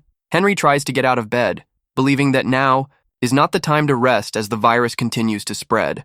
However, Paul immediately stops him and tells him to remain calm. Despite his great passion, Henry is exhausted and unable to conduct research. If he decides to go, Paul warns him that, as a doctor, he can't help, and this makes Henry obey him and lie back down. Henry remembers that it has been 7 years since Paul pulled him out of a fight with the professor. Paul is surprised at how much time has passed since that fight, but does not condemn his friend's actions. He winks at Augustus, noting that he never liked the professor either. Dr. Henry laughs loudly and heartily at his friend's reaction. Paul decides to find out what caused Henry to choose his path in life. Henry doesn't know how to approach this complex and tragic story, but he explains that it all has to do with the illness his younger sister had. It was an infectious disease that had eaten away at her body long before Henry could help her. Paul commiserates with his friend, who takes out a medallion hanging around his neck. Looking at the photograph in it, Henry remembers what a cheerful and talented girl his sister was, who had never been sick before, and after her death, Henry decided that he would definitely eradicate the disease that took his sister from him. He won't let anyone else get sick and die like her. Paul wonders what the name of the person so dear to his friend was. However, he doesn't have time to answer this question as his employee bursts into Paul's room. A man shouts that there are problems with artificial intelligence. This news shocks Henry and makes him freeze in his tracks. Having ripped out the IV and grabbed the doctor's coat, he and Paul rush into the lab. Here, their attention is drawn to a large screen with various indicators. It shows that the artificial intelligence is working and actively researching the virus. No one understands why computing performance has skyrocketed. But then Henry's phone rings. He picks up the phone, and Lucas on the other end of the line asks if the doctor is in the lab. It turns out that it was thanks to Lucas's company that the lab was finally able to move forward. The SourceCoin project has proven to be a success, which delights the staff. Lucas explains to Henry that he is using blockchain technology so that the bio company can supplement itself with the productivity of other computers connected to the system. About an hour ago, the first mining of the new cryptocurrency began, and the number of miners is growing so quickly that within 24 hours, it is predicted that they will spread to 500,000 computers. Lucas notes that the value of artificial intelligence itself is enormous, and without the doctor's research, everything would be useless. He thanks Henry for his work and wants to work together to crush the coronavirus with capital and technology. Dr. Henry is choking on tears at this point and doesn't know what to say except endless words of gratitude. Lucas promises to call him back and smiles contentedly. He is glad that everything worked out. At this time, Paul comes closer to the crying Henry and asks what name he chose for the artificial intelligence. This name becomes Surin, the name of the doctor's deceased younger sister. In the lab, everyone is extremely excited that a big breakthrough has finally occurred. Back in Lucas's office, everyone is happy that the Origin Coin project has been launched. Lucas throws a party and tries to give a speech of thanks, but the programmers prefer to celebrate with each other rather than their bosses. Lucas wants his employees to enjoy their day to the fullest. Charlie reassures him, telling him not to worry and to let the guys focus on the party. Lucas just hopes that everyone on their team is truly happy with the success. Charlie reminds them that they will now have to pay for the release of the Origin Coin to a huge number of people. And this is huge money. It can amount to more than 200 million per month. That's why he's worried about whether Lucas is ready for such a financial investment. He is surprised when his friend reassures him that such money is nothing to him. But this is what Lucas had in mind when he conceived the project. And what matters to him is that the official development of the vaccine has begun. Now he can spend money usefully. and this makes Lucas happier. Charlie looks at his friend from his student days in silence for a long time. He sighs softly, noting that Lucas has truly matured. But Charlie is still interested to know what the CEO's plans are for the future. The team understands that the project work is not expected to last long, so the guys discuss the options among themselves. They would be upset to end it when they found like-minded people and an understanding boss. So Charlie suggests that Lucas think again about what his plans are for the future. Such a sharp question, asked in front of all the employees initially, leaves the man in a stupor. At this stage, he cannot yet say for sure what he would like to achieve, but now he has a team whose job it is to make his ideas possible. So, gathering his courage, Lucas replies that he wants to create a proper cryptocurrency ecosystem. There are currently a lot of negative images associated with coins, such as speculation and fraud, and he wants to improve their reputation. By guaranteeing a minimum value for the source coin, Lucas wants to ensure that it can be used in various fields and make it valuable like a real virtual currency. Lucas thinks that the idea he said out loud for the first time actually excites him. The team is silent as they listen to him, and Lucas is confused by their lack of response. He immediately begins to think that he said something stupid and that he will not be supported. Even Eddie and the programmer girl he likes are watching him closely. Lucas begins to wind himself up more and breaks out in a nervous sweat.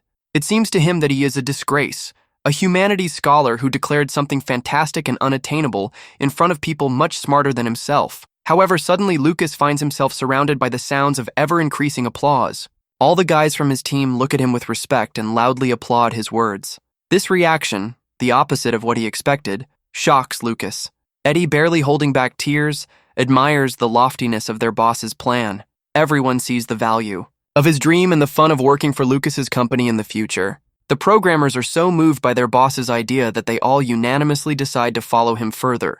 Lucas is shocked by such an active and emotional reaction from the guys. Charlie says it's because Lucas's goal touched their hearts.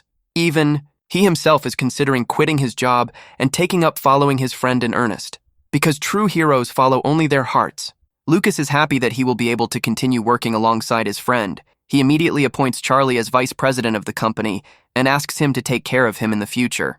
After this conversation, Lucas formed the organizational structure of the team and founded his own company in San Francisco for permanent operations. So, they seriously invested in maintaining the reputation of the cryptocurrency and even created a special shopping center where you could pay for goods with source coins. The source coin could be used to purchase games and various merchandise associated with them. So Lucas created an environment where coins could be used for different purposes, and the number of miners exceeded 1.5 million within a few months. Thanks to the team's efforts, Lucas's company became the largest company in San Francisco in less than 6 months.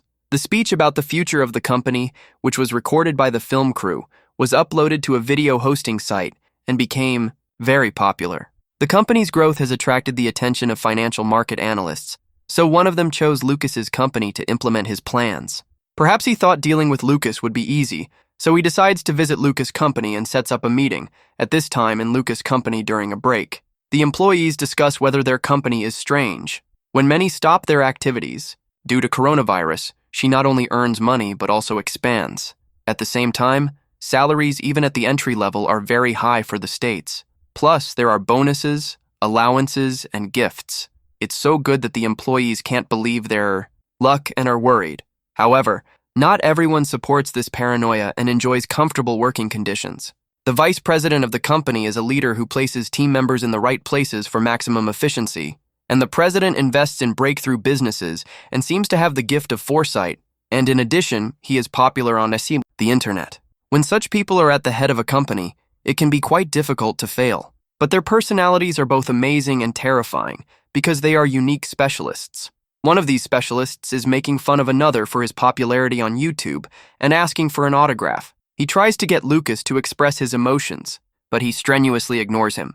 When Charlie finally laughs, his friend declares that he is glad he is having fun. Lucas himself is embarrassed by his internet popularity, as he has been seen by people from all over the world, and he is not confident in his speech. However, Charlie believes that there is no need to be embarrassed because the result was good. Thanks to this, many people learned about the existence of the source coin, and Lucas's company was able to announce its own direction of development in the cryptocurrency field. They also have the power to change the perception of even the most distrustful people. Lucas is touched by his speech, but Charlie thinks that he will still have to tease him about his blogging career more than once.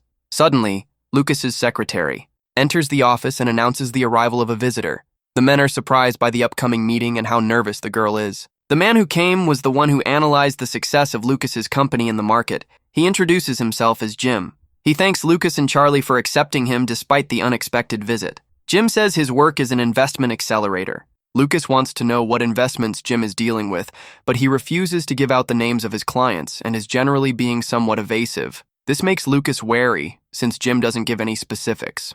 If the company Jim works for were doing well, he would gladly reveal its name, but he keeps it a secret. Lucas immediately decides that it is not worth getting involved with Jim and decides to leave because he is not going to trust his investments to anyone else. However, Jim immediately begins to tempt Lucas with sums of tens of billions of dollars, which Lucas could lose if he declines his offer. After some tension, Lucas decides to listen to what the guest wants from him. He acts very confidently, as if Lucas really needs his services. He begins to explain the increasing value of cryptocurrency, since the amount of capital moved using coins cannot be estimated. However, it is even better to have full access to this capital because it will help bring fabulous profits to those who take the risk. Taking up the conversation, Lucas asks if the man is sure this is possible, and he explains that all that is needed is to increase the price of the source coin. Since the public trust in the original coins is so high, he wants to use this and issue 10 billion of these coins, then use the press and connections to drive up prices and sell them on the stock exchange, easily making hundreds of billions of dollars. This scheme infuriates Charlie and Lucas because it seems so familiar. It only takes one look at each other for Lucas and Charlie to realize that they are thinking the same thing. They realize that Jim was the criminal who was illegally controlling the flow of cryptocurrency and rigging its rise and fall. In the eyes of the men, Jim looks like a villain who has now decided to lay his hands on their business. Charlie immediately stands up in irritation, not wanting to waste his time talking to the villain, but Lucas remains in place and remains silent, not showing such an aggressive reaction. It looks like he is deep in thought, doubting, and wants to accept Jim's offer. He really thinks that his new acquaintance could be useful, and if his scheme is implemented, Lucas will never need money again, no matter how much he spends. However, he also understands what his agreement will lead to in relation to ordinary people. A slight smile touches his lips, becoming more insidious and cruel. Charlie is horrified that Lucas finds this inappropriate proposal interesting.